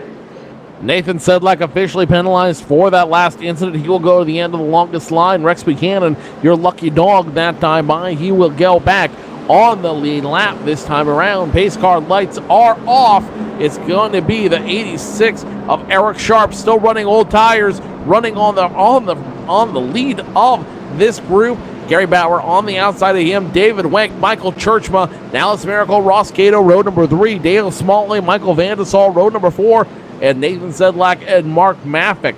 Check that. It'll be Mark Maffick and Jay Anderson running in row number 5. Eric Sharp still running old tires. It's a bumpy track that the tires wear off on real quick, but so far finding a way to make it through with a little help from his friend Storm Motorsports, restarting first, third, and fourth on this field here at Daytona. Can they continue to twist and turn around this very difficult track to tame? Only we will find out in the next half race or so. 101 laps scheduled for tonight's feature, currently scoring 56, 57 when we hit the stripe. Pace car will come into pit road this time by. Trouble right on the start. A truck gets turned around. I don't know exactly who it was. Caution flag is now waving. Wow, I did not expect that restart to go that way. Looks like it starts around the 67 machine of Ben Manning. Check up around the 3, the 24, and the 79 and the 71 of Joel Wood. And that's going to 79 of Joel Wood, and that's going to cause some major incidents on the front straightaway. A lot of drivers not exactly anticipating the restart as we thought they would. And the number 3 will check everybody up and cause several drivers to get damage as a result of that, including the 79 of Joel Wood, the 24 of Ryan Borges, the 35 of Nathan Sedlak, and down in the grass, the 67 of Ben Manning. Tough break for them drivers. I've seen it happen. I've been on the track when it happened. You get that one guy sleeping at the wheel, or that one guy who doesn't anticipate the start the way that he should, and it accordions. You get one truck into another, and unfortunately you get some good trucks that are really running good, have their trucks handling good, that get taken out. Pace car back on the field as they figure out that restart. Let's go ahead and step away from the microphones for just a moment. You are watching the Championship Online Racing Association Daytona 250 live on LSRTV. Stay tuned, race fans. We'll be back after this.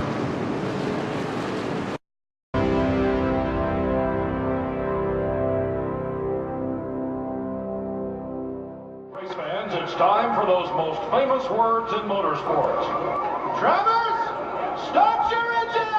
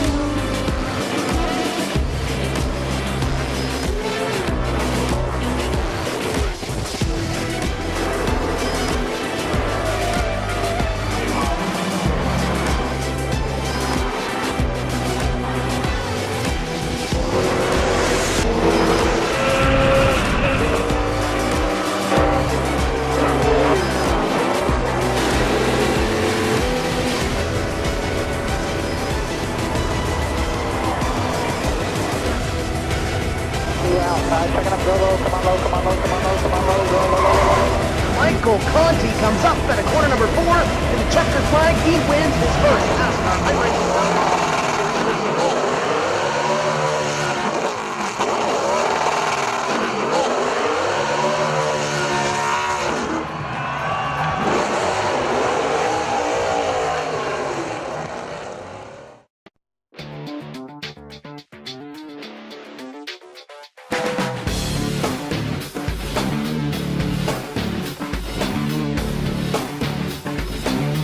Inside SimRacing.tv, the fastest show on the internet. Sim racing news and reviews since 2007, with new shows every week.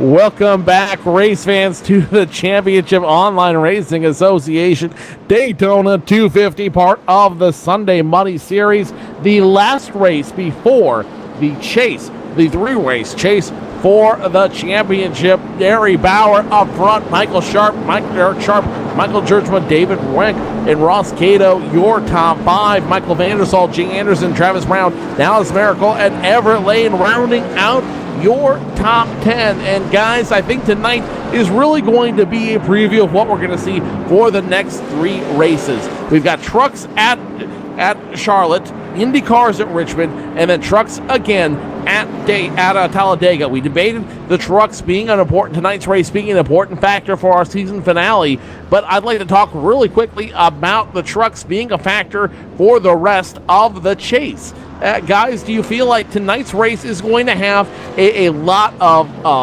premonition for what we're going to see for the rest of the season? Let's start with you, Marcus. You know, seat time in these trucks is everything. The seat time in any race vehicle is everything. I really think that, you know, these guys are running these trucks, and a lot of drivers like them, myself included. I mean, when we're on the track, it's like one big happy family. But as far as looking into the chase with them, it's certainly given them a good feel for what might happen. And hopefully these guys can take the incidents that's happening in this race and put it behind them, because going into the chase, you want to have your board clear, and you want to make sure that, you know, all your grudges with other drivers, all your paybacks are all taken care of, and you know, and hopes that you can make it through the chase and have a good chase. Alan, your thoughts? Well, I think it's anybody's, you know, I don't know if you can relate one track to another as far as, you know, accidents happen on the track. You know, you gotta be able to race, you gotta be able to stay out of trouble. So yeah, the seat time helps, but you know, the driver, you know, things happen, and being able to stay out of trouble is going to be a key factor too. Be sure to join us in 1 week's time when we go racing from Charlotte for the Coles Wheelberg Truck Center Charlotte 200. And that will be a truck race at 8 p.m. starting time on Sunday, December 1st. Then join us for the second chase race in the Chase Series, the Berkey Painting and Sandblasting Richmond Indy 150, live from Richmond International Raceway on December 8th, and the season finale here for the Sunday Money Series, December 15th. 101 miles around the very long Talladega track for the Barks Competition Karting Talladega 101 to end the 2013 campaign here for the Championship Online Racing Association Sunday Money Series. To find out more, visit Cora-Racing.com, Cora-Racing.com. The Championship Online Racing Association, proud to be have the races broadcast live here on LSRTV. Gary Bauer, Eric Sharp, Michael Churchwood, David Wenk, Ross Cato, your top 5. Michael Whitlock will get the wave around from the base car, around the pace car. He will pick up 1 lap back as part of the Lucky Dog. John Pansula, Daryl Cronkright, your only retirees of tonight's race. 30 drivers took the call to action. Only 28 will remain when we go back. Green flag racing on lap 63 of 100. Guys, still plenty of opportunity for things to go wrong here at Daytona. We've already seen something crazy happen among that front group. Talent aside, could it happen again? It's a very good possibility. I mean, coming down here, you're looking at about 40 to go. I don't give it too much longer before I think there's going to be some drivers seeing what that outside line can really do. Getting 5, 6, 7 trucks up there and using that side draft like I was talking about earlier. And it could get real interesting here real quick. But Alan, the big question that I have for you then is on old tires, on used tires, can they make a run on the high line? Remember, your top 3 did not stop for tires that time by. Can they realistically make a big run on the outside line? I don't know. That's going to be a tough call. You know, I probably would have stopped and got some tires. You know, because tires here, especially at Daytona, at Talladega, not so much. Like you know, the tires wear here more than they do at Dega. But I guess time will tell. Pace car lights are off. One more lap to go. Forward back to green flag racing. Gary Bauer, Eric Sharp on the front row. Michael Churchma, David Wenk. And David Wenk looks like he's got some back end damage on that number 20 machine. That might hurt him. It might not. Time will tell for the Storm Motorsports driver in position number 4. Ross Cato, Mike Vandesall behind them. Jay Anderson, Travis Brown, row number 4. Everett Lane and Galen Gidman rounding out your top 10. Garrett Atwell will be given the penalty for that last incident. He will start at the end of the longest line. So right now, all eyes on Gary Bauer and Eric Sharp as they get ready to go green flag racing in just one turn's time. Hopefully these guys can keep this restart a little cleaner than we've seen the last one. I was certainly shocked by it. Let's not forget about these transfer spots that these guys will be looking at here coming up very shortly as the laps wind down. You're looking at TJ Graves, Mr. Excitement himself in the 22, riding 10th right now with Colton Berkey in the 81 to his outside. And David Parks in the 9 and Garrett Atwell behind them. Those 4 drivers sitting right outside the top 10. Something happens and they could be there. All it takes is one incident, one misstep, and you could go from hero to zero here at Daytona International Speedway. Pace car will make the hard left turn down pit road right this moment. And now it's time to go back. Green flag racing on lap 63. Gary Bauer in control of this field. 30 trucks remain here at Daytona. Green flag flies. We are less than 40 to go at this juncture. Gary Bauer gets the big jump immediately behind him. The 88 of Michael Churchma. And here comes Eric Sharp on the outside, working with that damaged number 20 machine. Can the 20 machine keep in line? He cannot. He's got to figure out what he's got to do. That 20 machine can't keep pace with the damage on the rear fender of the 20. Got a slow truck on the apron. That's going to be the 23 machine. The 23 of Rex Buchanan. No. Yes. Slow there. The 43, I'm sorry. They're on that apron on the restart. Trouble on the track. The 04 of Michael Whitlock in trouble. The 48 of Dallas Miracle in that back group. Dale Smalley also in trouble, but the 04 really starts it all out there on that group. He was in the dirt getting the push from the 67 machine. Michael Whitlock in the dirt. I don't know if the yellow flag has flown yet, but the 64 machine, heavy, even more damage than he already had out there on the field.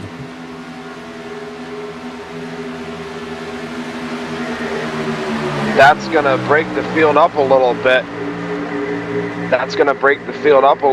There looks like you got 7 trucks that's going to be in the lead pack, and then you're looking back to about 2 tenths, 3 tenths is going to be your next pack. That next pack is going to be headed, let me get my info straight. That lead pack's going to be headed by the 31 of Martin Porter. He's going to be scored now in the 9th position. Big crash. Big trouble on the track. Now 06 around, the 19 over the 24 Ryan Borges around, the 00 of James Brown around as well. Big trouble in front of them. More trouble involving, it looks like the 71 machine, the 3 machine as well, all getting in trouble out there. Garrett Atwell, Mark Maffett, all involved out there on an incident. 6 trucks involved. Caution will come out this time by, all starting with that 04 machine, that 4 machine, and the 06 machine of Daniel Miller.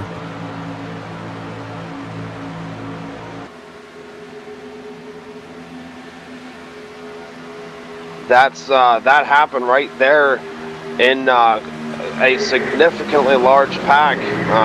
This is that racing we've been talking about. If it happens, it's gonna happen when you're tight door-to-door racing like that. It looks like it really all started around the 06 machine when it was forced to check up. The 3, not aware of what was happening, plows into the back of the 06 on the front straightaway, or that front tri-oval, I should say, and that's going to cause major problems for a lot of competitors out there on the field, including the 06 machine, including the 04 machine of Galen Gidman, the 3 machine involved in that as well. The 24 machine who is already running a damaged truck, he's going to have some more damage as well out there. The 3 machine of James Wilkins, not only did he cause the incident, but he's going to have some front end and rear end damage as a result of that. Mark McFadden in the 90 machine, he's a regular here in the Sunday Money Series. McFadden having some trouble out there as well as a result of that incident. So guys, there's a saying that I'm very fond of: when it rains, it pours. And don't judge me if I got that off a can of Morton Salt. It's true. Yellows set yellows, and right now I'd get the umbrellas out because it's about to start raining in big time. Cautions do breed cautions, and you're gonna have that. These drivers know that this is their last chance. For those drivers that are sitting on the bubble in the championship, this is their last chance to make an impact and hopefully make it to the chase.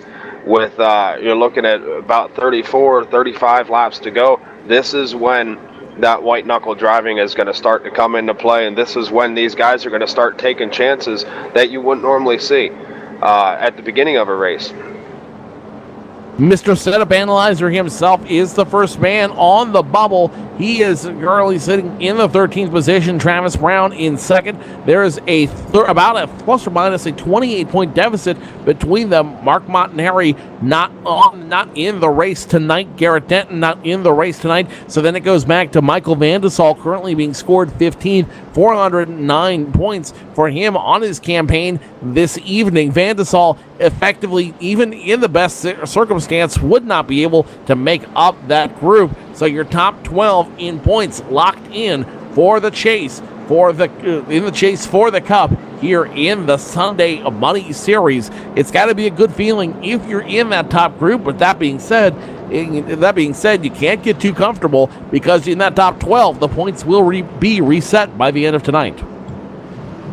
Yeah, that's right. They will be reset. So, like I said a little while ago, it's anybody's game after the chase starts. So, staying in the top 12, I think pretty much everybody in the top 12 tonight, like you said, is pretty much locked in. So we're okay there. But you want to be up as close to the front as you can, to have as many points, because you're going to have a 3-point deficit, all the way from first to 12th. 3 times 12, that's 20 some points. So we're you don't want to start 20 points. 3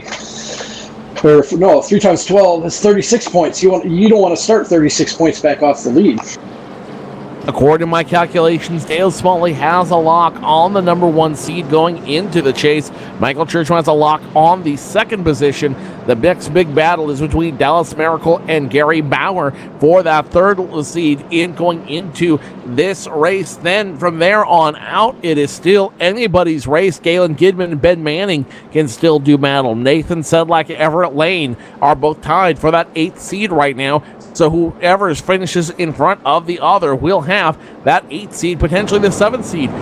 Michael Johnson currently sitting 7th on the field, and I don't believe he is in the server tonight, so Michael Johnson will lose position, but the question is who will take over his seed on the field and potentially lock in a top 6 seed. Couple drivers here locking positions in, making sure that they are good to go come chase time with the 3-point deficits that Alan was just talking about. You know, you certainly want to make sure that you're not too far back, and ideally you want to be the leader, which is going to be Dale Smalley. But as far as striking distance goes, you really can't be that far down from the top of the charts and expect to come out on top. It makes it a whole lot more difficult to try to fight your way back from the back end of this chase than to start from the middle of the pack or even the top of the pack. But then again, Dale Smalley is also being your defending champion, and a lot of guys want to dethrone him. The question is, who out there has something to challenge him with? Who out there can fight him for that position? Well, it's really going to be a driver that's close up there going into the chase. I see, you know, a 3rd or 4th place driver. I think Churchma was maybe sitting 2nd.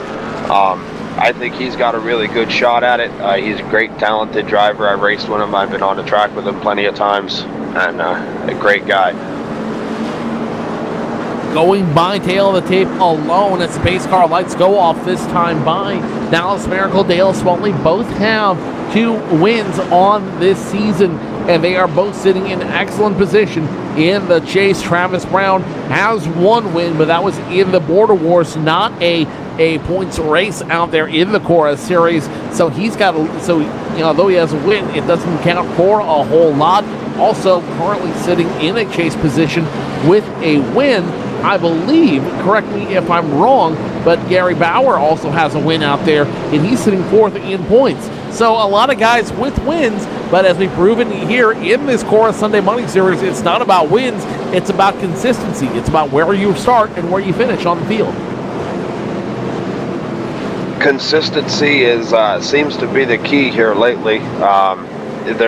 Every week, you know, with the way that Cora's been running, every week has been different car, different track, and things kind of settle down going into season 4. It's more, I don't know what you call it, but it's not so much bouncing around. So it's going to be interesting to see how some of these drivers will adapt to a more concrete schedule and versus the schedule that we had this season, where you had a whole bunch of different tracks with a whole bunch of different car combinations. Pace car lights are off. They are double file going through turns 3 and 4. Gary Bauer, Michael Churchma will start on the front row. Eric Sharp, Jimmy Anderson behind him. Everett Lane, Michael Vandesall, row number 3. TJ Graves, Martin Porter 4th. Colton Berkey, Nathan Sedlak round out row number 5. Most importantly, Dallas Miracle, Dale Smalley, both starting outside of the top 10 for the first time tonight. Lap 70 when they cross the line. Gary Bauer gets the jump on the restart, and we are back to Green Flag Racing. Bauer up front, Churchman behind him. Eric Sharp now trying to figure out where he's going to go. He's going to continue to stay low down there on the field. The 88 of Churchma trying to hold on. Here comes the 88 of Jay Anderson giving him the hard push out there. The 83 of Michael Vandesall also in that group. It is 2 by 2 by 2, a 6-pack in the super stretch. The 1 of Everett Lane down on the inside being that 3rd truck, now 4th truck, as the 07 of Gary Bauer is going to drop in front, or not the 07. That's going to be the 88 of Churchma dropping to the inside there. They going 1 by 1 back through the 4th spot where they start 2 by 2, trying to get that outside lane working again. The 86 machine looked like he has problems out there. Eric Sharp trying to figure out where he's going to go, weaving up and down. He's going to stay on the low line. Behind him, the number 1 of Everett Lane. Everett Lane makes contact with the 83 machine. No incident on the field. They continue to run. 2 double files down through turns 1 and 2 into the super stretch. Churchma in the lead in the 88 machine, but here comes the 18 of Jay Anderson. He's got to run with the 83 of Michael Van de Sar behind him. The 31 machine also trying to get up there as well. That's Martin Porter. The 35 of Nathan Sedlak also in the mix right now. Miracle Smalley continuing to run in the middle of the group, and then there's the third horseman of the Storm Motorsports team, David Wink in the 20 machine. He's currently stuck behind the 30 machine of Mark McFadden, and with damage on both those trucks, it may make it hard for the 20 to get back up front and help his teammates out. Damage, we've said it before, affects aerodynamics, and aerodynamics is everything. But it looks there like that 86 machine of Eric Sharp and the 83 of Van Osdol there seem to trucks unsettling in dirty air maybe. It seems, I don't know what to call it. As a driver, I'd be able to express. As Van Osdol now gets loose off the bumper of his drafting partner and goes back down, pushes Everett Lane underneath that yellow. Everett's going to come back up and secure that spot, or hold that spot rather. Van Nostal will go back into line. Jay Anderson, who had the air taken off of him by Van Nostal a moment ago, will also fall back in the low line. Now he's going to go back up the high line. Which line will he choose? Meanwhile, back behind him, the the 48 and the 69 are back. They're making a run back up front, trying the two truck tango to try to get up front and make some moves on this field. Time is running out on this field. Currently scoring lap 73. Less than 30 laps to go at this juncture. Our eyes are on the 88 of Michael Churchma. He continues to run, but now the 18 of Jay Anderson with the help of the 48 of Dallas Miracle and the 69 of Dale Smalley. They are running hard to try to get that lead. They have now caught up to him. It's a drag race through the turns. 18 high, 88 low. Into the super stretch they go. Certainly a good battle here for the lead. That outside line with that two truck tango is going to look like it is prevailing, at least this time by. Like I said, as the battle now comes in from the bottom line again, I've said it earlier, you can lose spots as quick as you gain them here on a super speedway like Daytona, but it just matters who you're with and what lane you have. 18 continues to run high, the 88 low, and the 88 does have the run on the front straight, on the front tri-oval. The 88 of Michael Churchma will continue to lead. The 07 of Gary Bauer giving the 88 the push he needs to continue to run. The 86, the 1, the 31. That's the 31 machine belonging to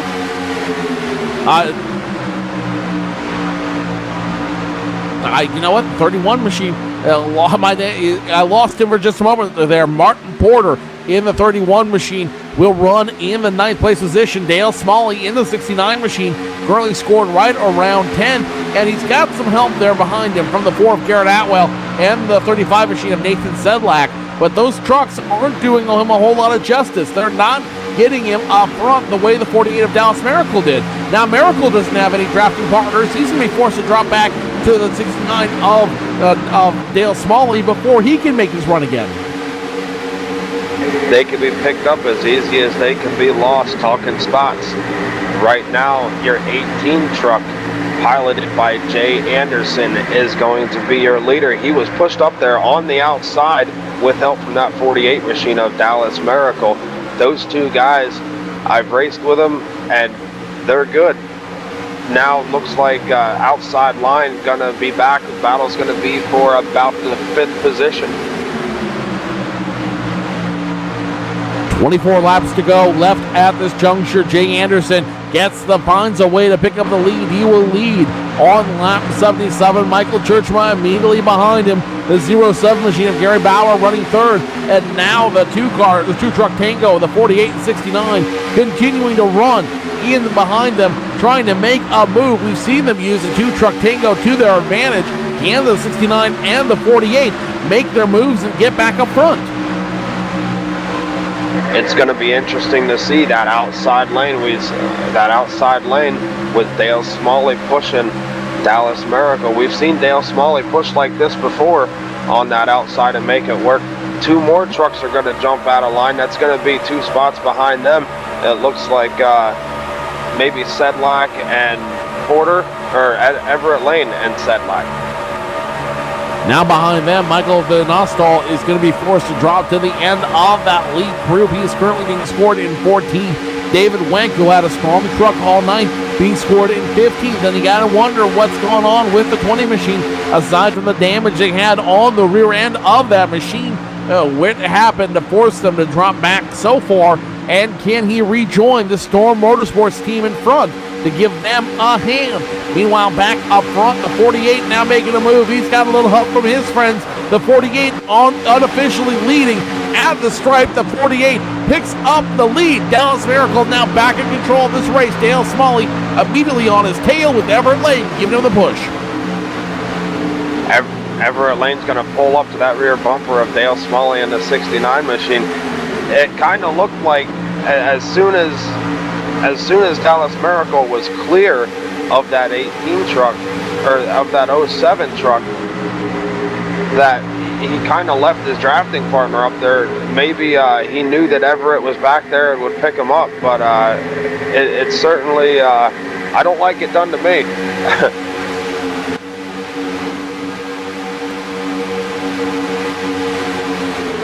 Currently scoring lap 80, 21 laps left, or 22 laps left to go at this juncture. Turn up those speakers, ladies and gentlemen. Tonight's race brought to you with limited commercial interruption from JDR Graphics. Find them online at jdrgraphics.com. Let's crank it up.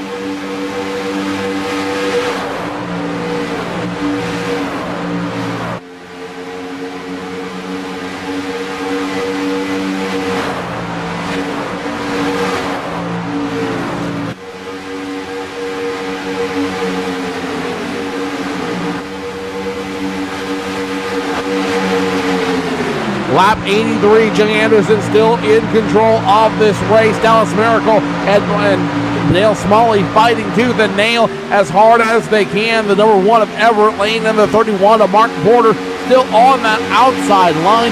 The 07 of Gary Bauer and the 86 of Eric Sharp not letting enough alone. 4x4, the 8-pack continues to run hard around this track here at Daytona International Speedway. Less than 20 to go at this juncture, and I've got a feeling we're not done seeing caution flags yet. I certainly don't think so. The 8-truck pack at the lead there has pulled away by just about a second over the second pack there. The second pack looks to be led by David Wink in the 20, around the 11th position there. Once again, one of them Storm Motorsports drivers. But yeah, cautions. It's hard to tell, but I don't see us seeing the last of them for sure. 11 tracks now in contention for the lead. 11 tracks part of that lead group. Right now, the last one, David Wenk, that Storm Motorsports driver we talked about so much earlier in the race when they had that trifecta lock on the lead. Now at the very tail end of it, he is currently scored 11th. Colton Berkey now in the top 10 as well. Nathan Sedlak finds his way in the top 10 as Jay Anderson finds a gust of wind on his tail. He is going to make a big move forward, and he will lead the lap number 84. Now being scored lap 85. Jay Anderson, Michael Churchma getting a huge jump on this field. Gary Bauer, Dale Smalley, Everett Lane, trucks just scattered among those two lines, still working as hard as they can to make moves either side. 5 by 5, now 5 trucks on the outside, led by the 07 of Gary Bauer. Bauer going to try to make the lead this time around. He's got the momentum to do it. Will Jay Anderson let him? That's the question. The question I think we're going to see be answered very shortly as the 07 of Gary Bauer gets a good push and a good run off of 4. I think he had that lap coming by. They're still working the high side into 1 here as the 18 of Jay Anderson is going to fight back on the bottom. That looks like that second truck in line there is going to be the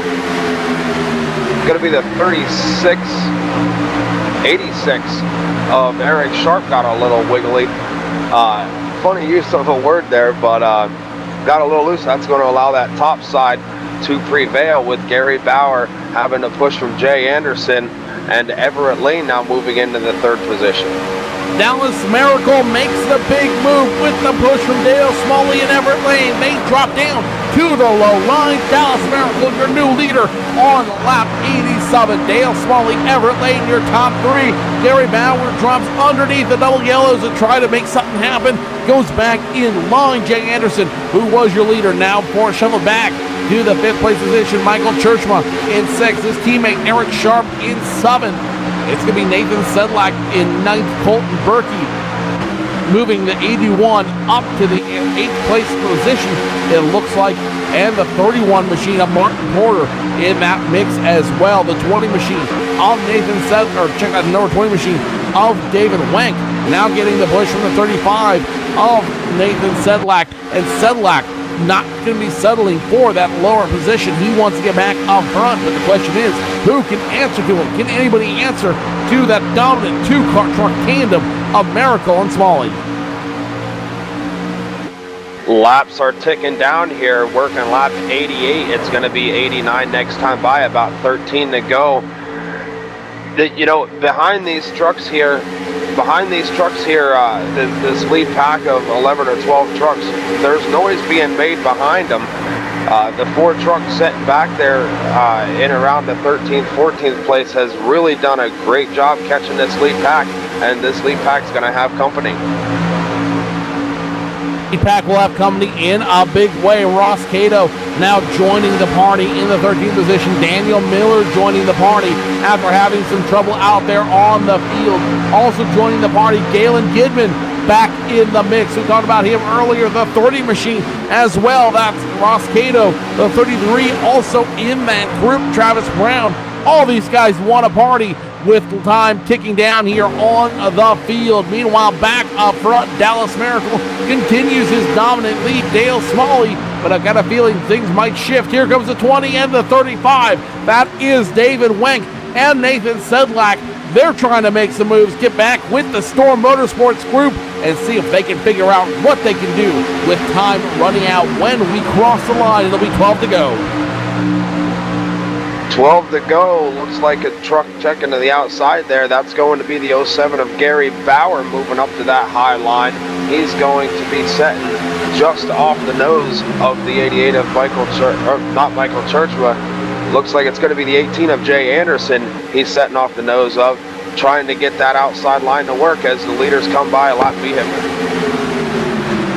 Leaders now competing with lap traffic. The traffic is going to be the number 64 machine. That was the ball. Oh, 64 now in the wall hard. He made contact with, I believe, the 1881, still squirrely out there on the field.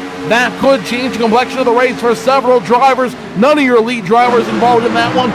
No major incident. We continue green flag racing on lap 91. 11 to go. This time by Miracle Smalley continuing to lead. And now here comes the Storm Motorsports drivers. The 88 of Churchma, the 86 of Sharp. With time running out, they know they need to start making some moves in a hurry. If they want to, they're going to start running tandem on the outside lane.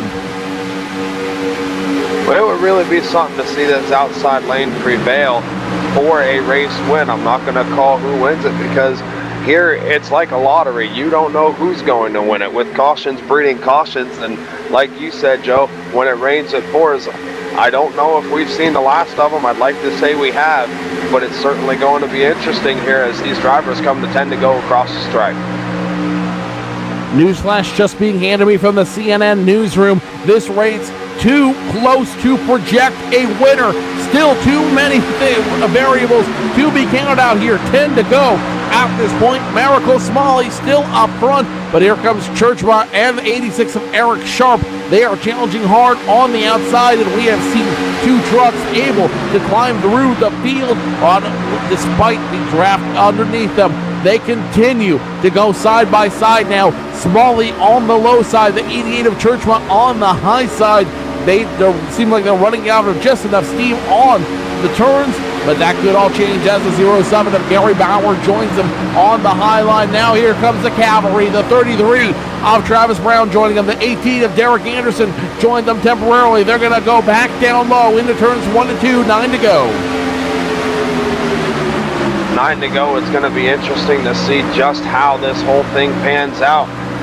You're looking at on the outside lane, that first truck being the 88 of Michael Churchman. He is working with the 86 of Eric Sharp, his teammate, just to the outside of Everett Lane. That third truck in line down on the bottom. Certainly going to be interesting to see how it all pans out. Miracle Smalley still first and second. Battle is for third as is one of Everett Lane under fire from the 88 of Churchma. Smalley giving, check out the 86 of Eric Sharp giving the 88 of Churchma. Map big push. Martin Porter in the 31 machine blinking out just momentarily. He's back in the group. The 07 of Gary Bauer giving that high line a push. And now here comes the 20 of David Wenk. He's going to start moving on that outside lane, but can he catch up to his teammates? The 7 gives the 33 a push down the outside, down from the outside line. The 33 of Travis Brown able to recuperate, but he is going to lose a lot of speed out there on the track. Open the door for the 20 and the 35. It's Wenk and Nathan Sedlak. Both those drivers know what's on the line. They get ready to cross the line as they pass more lap traffic out there. That is going to be the 22 of Mr. Excitement himself, TJ Graves, and I believe the 51 machine out there on the high side, touching the wall repeatedly. That is going to be the 51, the 24 of Ben Manning. Still 6 laps to go at this, 7 laps to go at this juncture. Miracle still in control. I had to hold my breath there for a minute as they passed that lap traffic. Last time we've seen the 18 of Jay Anderson kind of get bounced around as they dealt with it. Another lap truck here that they are working on as they go through 3 and 4. Your race leader, Dallas Miracle, gets by. Everett Lane gets by, puts the battle for 4th 3 wide as they come off of 4 with that lap vehicle to the outside. Miracle still up front. Smalley right behind him. Everett Lane scored 3rd. Michael Churchma, Eric Sharp on the outside line. The 07 of Gary Bauer joining them. And now the 20, the Storm Motorsports driver, David Wenk, joining his teammates in solidarity. Problem is they are not getting the run they want. They are losing time on that outside line. Miracle, Smalley, Everett Lane still up front. 6 laps to go at this juncture. 5 when they cross the line. Miracle is showing no indication of losing the lead. Smalley has no indication of losing second, though you know with him first in points, he wants to pick up his 3rd win, 2nd points win of this series tonight. Hard charger Dale Smalley is exactly what he is going to be looking to do. protecting that inside line is going to be critical for Dallas Miracle in that 48 machine, knowing very well that the two-time champion Dale Smalley is behind him. And another guy that puts on a lot of heat every week, Everett Lane, setting in third. If something would happen to them leaders coming to the checkered flag, Everett Lane is in a really good spot to pick up this race win. Everett Lane in a great position as we're at 5 to go. Once they cross the line, 4 to go. After they cross the line, if a yellow flag comes out, the race will be over, as we'll finish under a yellow flag here at Daytona International Speedway. No green-white checkered finish, as you hear the preacher talk about every week here in the Sunday Money Series, and that's something that Dallas Miracle might be praying for right now. Let there something happen to me so I can lock in this win and start my chase off right. Miracle continuing to lead. Now here comes Churchwright in the 88. Churchwright just does not seem to have the horsepower behind him. His Storm Motorsports teammate Eric Sharp pushing him. They've got to run all the stretches, but in the turns, it's not where they want to be. They're going to continue to run. 3 to go when they cross the line. Michael Churchma trying to make it work with Eric Sharp, his teammate, losing ground through them corners. As you said, Joe, they have the straightaway drafting and aerodynamics to help them pull up next to that one truck on the inside, but in the turns, I don't know if they can keep it pressed against the door of that one for that side draft that I was talking about earlier. Dallas Miracle, Smalley, Everett Lane, they are getting a huge jump on this field, digging as hard as they can. 3 to go at this juncture, 2.5 as they hit the super stretch. Now Dallas Miracle showing a little weakness high. Dale Smalley thought about going low, using the apron almost if he had to. Thought better of it as it would incur a penalty. Now it's going to be Miracle, Smalley, Everett Lane continuing to run on the low line. The 88 of Michael Churchman digging as hard as he can. He just seems to have run out of horses, run out of tires out there. He can challenge for third, but he may not be able to challenge for the win. 2 to go. Popsicle sticks fly. Miracle, Smalley, Everett Lane remain your top 3. Dallas Miracle doing a lot of mirror driving right now to protect that inside line down there, riding that yellow, putting them left side tires right where they belong. Now Dale Smalley, I don't know if he's poking out or if he's saying, hey buddy, I'm here, working lap 100. It's going to be the white flag in the air next time by. The fans are standing up 167,000 strong. They are looking for, oh, there's a wreck in 3 and 4. Big wreck. I see 3 trucks around. Race is over. Colton Berkey in the infield. Ross Cato involved as well. Yellow flag will fly. Race is over. Dallas Miracle gets the win. Dale Smalley, Everett Lane, your top 3. That was the yellow flag that he needed out there. Gary Bauer looks like he might have caught a piece of that as well. Big trouble will bring out the yellow flag and end this race for Dallas Miracle. That will be Dallas Miracle's 3rd points win here in the Cora Sunday Money Series. And with that, Miracle walks away with another $50 finish. Wow, what a finish. I was just saying there, 167,000 on their feet, and they certainly got to see what why these guys are out here every week. It's really entertaining. Congratulations to Dallas Miracle. We should be talking to him shortly, as well as your 2nd place finisher Dale Smalley and Everett Lane bringing in 3rd.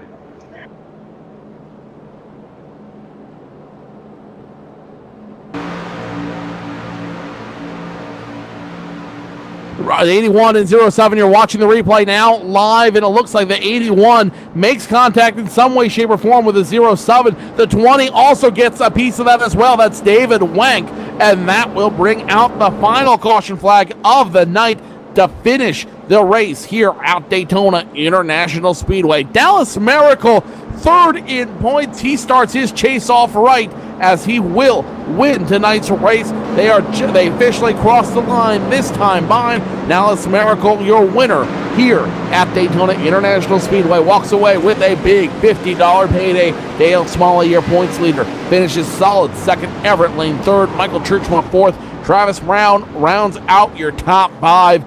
Guys, we hear the preacher every week pray that iRacing will instill a green, white, yellow finish in the iRacing sim. But in this case, I think Dallas Miracle prayed for the absolute opposite. let their yellow flag come out so I can finish the race. Certainly, it was exactly what Dallas Miracle was hoping for.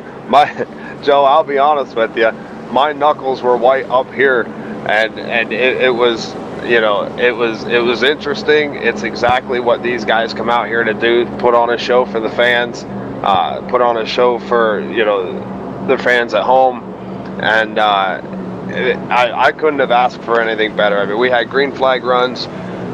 We've had a couple cautions, but I mean, you're going to have that. I mean, these guys are out here 2-3 wide, and sometimes things happen and you just can't avoid them. Now, of course, I have to mention that all of these standings are unofficial going into the chase. The officials obviously have to look at a whole lot and have to take a look at this, review tonight's race before we can name an official finisher in the race. So Dallas Miracle unofficially your winner. Dale Smalley second. Everett Lane finishes out the top 3. But Alan, what an incredible finish to tonight's race. You could not ask for a better way to start the chase here in the Cora Sunday Money Series. Yeah, it was quite an entertaining race, that's for sure. And I knew Dallas. I said it in the middle of the broadcast, and I told you to keep an eye on that the 69 and that 48. Man, them two get together, and like I said, I can't say that they're completely unbeatable, but man, they're strong. Dallas Miracle officially your winner. They are going to stop here at the start-finish line for the 3-second pose. Dallas Miracle, Dale Smalley, Everett Lane, your top 3 finishers here at Daytona International Speedway for the Cora Daytona 250. When we come back, we'll talk to your top 3 finishers and take a look at how they're going to stack up going into the chase in 1 week's time. Dallas Miracle, your winner. We'll talk to him when we return. You're watching the Cora Sunday Money Series live on LSRTV.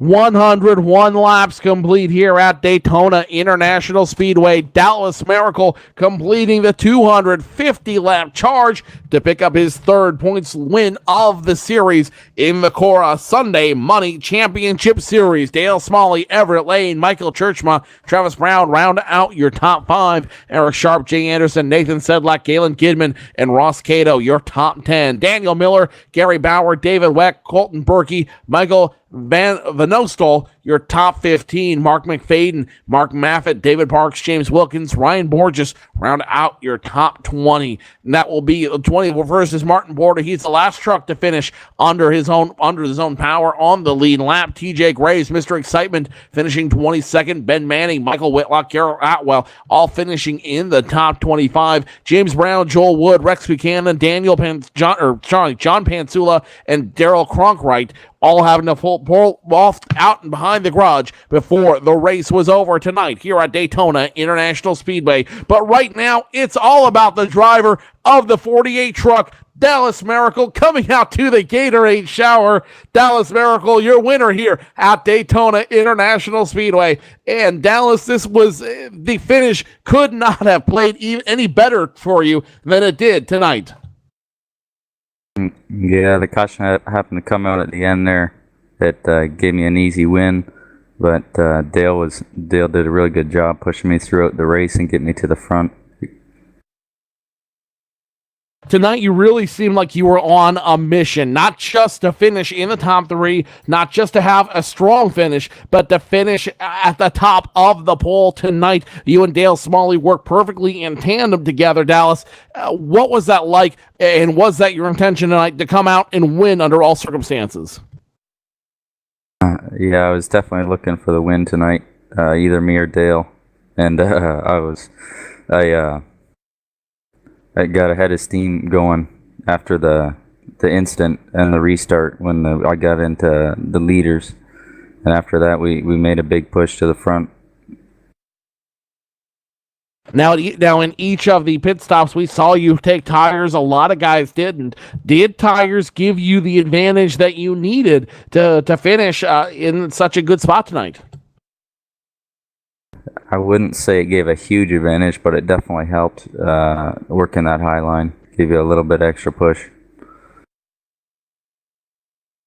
Working that high line seemed to be the place where all the business got done. Did you set up your truck tonight with the high line in mind?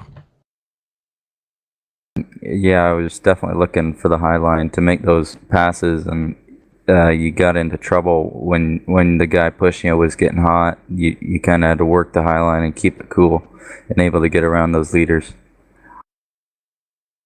So after tonight's race, you walk away with a $50 payout, but more importantly, you solidify your place in the chase right now, unofficially sitting third, going into the first chase race of the season. What's it going to take for you to get back to the top of the scoring pool and win the $150 prize at the end of the season? I think the chase is really going to come down to the Indy cars at Richmond. I'm going to have to be working real hard on a setup there and lots of practice into that one, because I think that's going to be the race that it comes down to. It's getting a decent finish. Dallas Miracle, winner of the race here tonight in the Cora Daytona 250. The trucks running tonight here at Daytona. And Dallas, real quick, you got trucks in 2 of the last races for the chase. How do you feel about your chances after this big win tonight? I feel like I got a decent chance as long as I finish up front and avoid incidents and getting in wrecks and stuff. I think I got a fairly good chance. Dallas Miracle, your winner here at Daytona. Before I let you go, any shout-outs you'd like to give, anything you'd like to offer, microphone's all yours. I'd like to thank my teammate Dale Smalley, and I'd like to thank the guys at NPR Racing for setup and helping during the race. Dallas Miracle, your winner here. He will start the chase third in points, looking to walk away with the championship at $150 at the end of the season. But tonight, $50 ain't a mad way to start. Dallas, congratulations. We'll see you in the chase, buddy. Thank you very much. Let's go ahead and go to Alan Larson, who's caught up with a man who will be at the top of the pinnacle when we go to the chase. Dale Smalley. Yeah, I'm walking down around here on pit lane, and I caught up with our second place finisher there, Dale Smalley, our self-proclaimed redneck and points leader. Hey, what a job tonight, Dale. Good job. Yeah, thank you a lot, Alan. Appreciate it. So, what were you thinking there with about 8 or 10 to go? Did you think you guys were going to be able to hold off the run that Churchman, the Storm Motorsports team, had on the outside? Yeah, I was pretty sure we could, as long as kept the motor cool. That's the big thing. Just keep the motor cool and push it when you got to. Dallas is fast up front, so it's kind of easy just following along behind him. Yeah, I said it during the broadcast that, you guys tend to hook up together and basically put on a clinic for everybody at the super speedway races. How do you look going into the chase? What are you thinking about them Indy cars at Richmond and, finaling out at Talladega? Yeah, like Dallas said, that's going to be the wild card, I think, is Indy cars at Richmond. They're fast. They're real fast, and you better be on top of that steering wheel the whole time. Absolutely. Okay, who makes it happen for you there, Dale? My teammate Dallas. NPR helps us out with some setups. Gary Bauer helped us out with a Q set for tonight. I'd like to thank them, and I'd like to thank you and James and all the guys up there at Cora for putting it on and putting up with us. Y'all do a good job. I appreciate it. Okay, there. What'd you think of that? Yeah, I'm I'm confused here. We seem to be missing Everett there, but I think Marcus Babb there, he's caught up with our third place finisher, Everett. Everett Lane in that one machine, finishing third. A little bit of a Danica Patrick green on the truck this week. I don't know if I like that or I don't, but sitting third there. If that yellow had not come out, what was your plan to get to the front? My plan was to go with the 31 Martin Porter to try to go to the front, but he was going to run out of gas. He told me he didn't have enough, so my plan was to stay right on the back of Dale's bumper to the end and hope the outside line didn't get a run on me so I could finish in the top three. Yeah, that outside line was certainly looking good there at the end of the race. A couple cautions that I don't think you were a part of at all. It all seemed to happen behind you. But did you see us finishing under green, or was it kind of projected that, by the way the race went, that it would be under yellow? I was hoping it was going to finish under green. We put on a good show tonight. There was a lot of good green flag racing, a lot of good racing up front and then back. Whatever it finished, other than green or yellow, I'm just happy to finish in the top three. That was a fun night for me. It was a good, strong finish for sure, going into the chase here. But, you mentioned about Martin Porter pushing you and him maybe running a little short on gas. Was that something that was regular or is that something that a lot of trucks were looking at, or was fuel really not an issue? Fuel wasn't an issue for me. I had plenty. I had like 2 gallons left there at the end, so I was good to the end. But like I said, if Martin was to run out, I was just going to try to stay on Dale's bumper the rest of the way of the race and see how it folded out there at the end.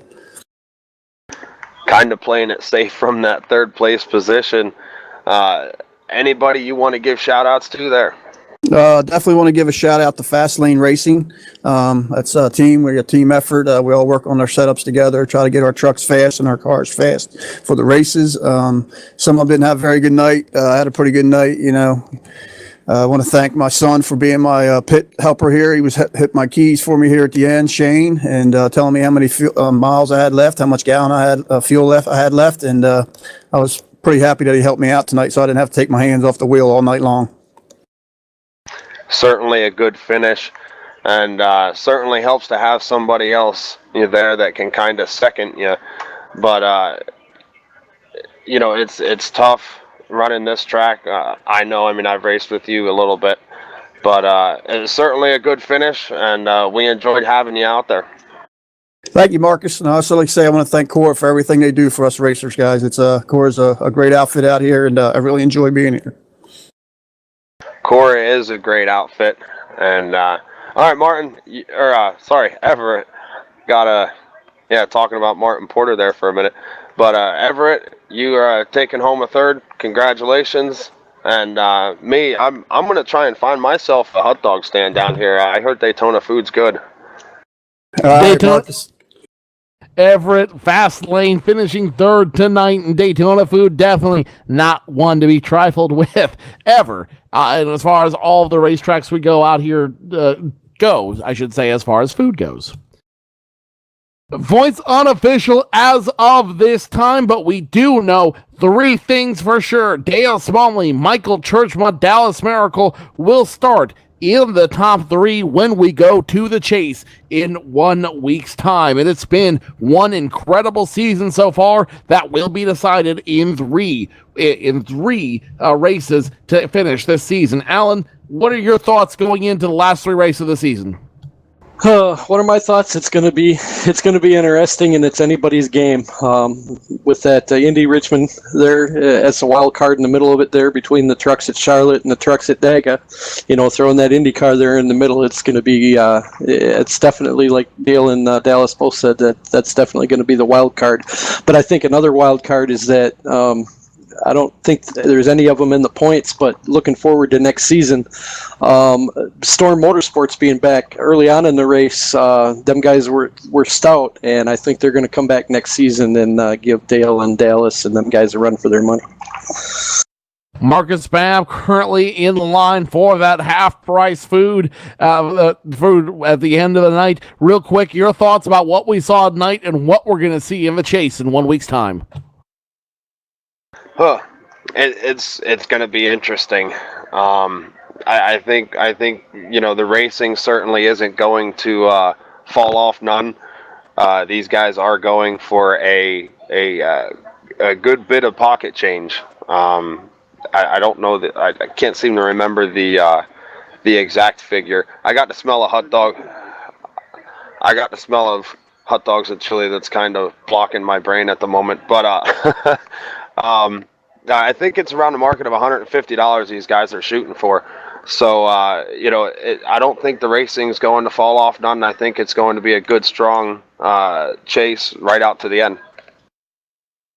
It's going to be 3 races to watch at the end of the season this year. Don't forget, next week we're back on the air at Charlotte Motor Speedway for the Coles Wheelberg Truck Center Charlotte 200 in the trucks on December 1st, 2013. 8 p.m. start. You won't want to miss that. 1 week after that, it's the Berkey Painting and Sandblasting Richmond Indy 150. The Indy cars coming to Richmond for the first time in this series. That'll be a fun race to watch. And then the season finale on December 15th, the Marks Competition karting Talladega, 101 miles to finish what has been started 4 months ago on August when we went racing from Daytona.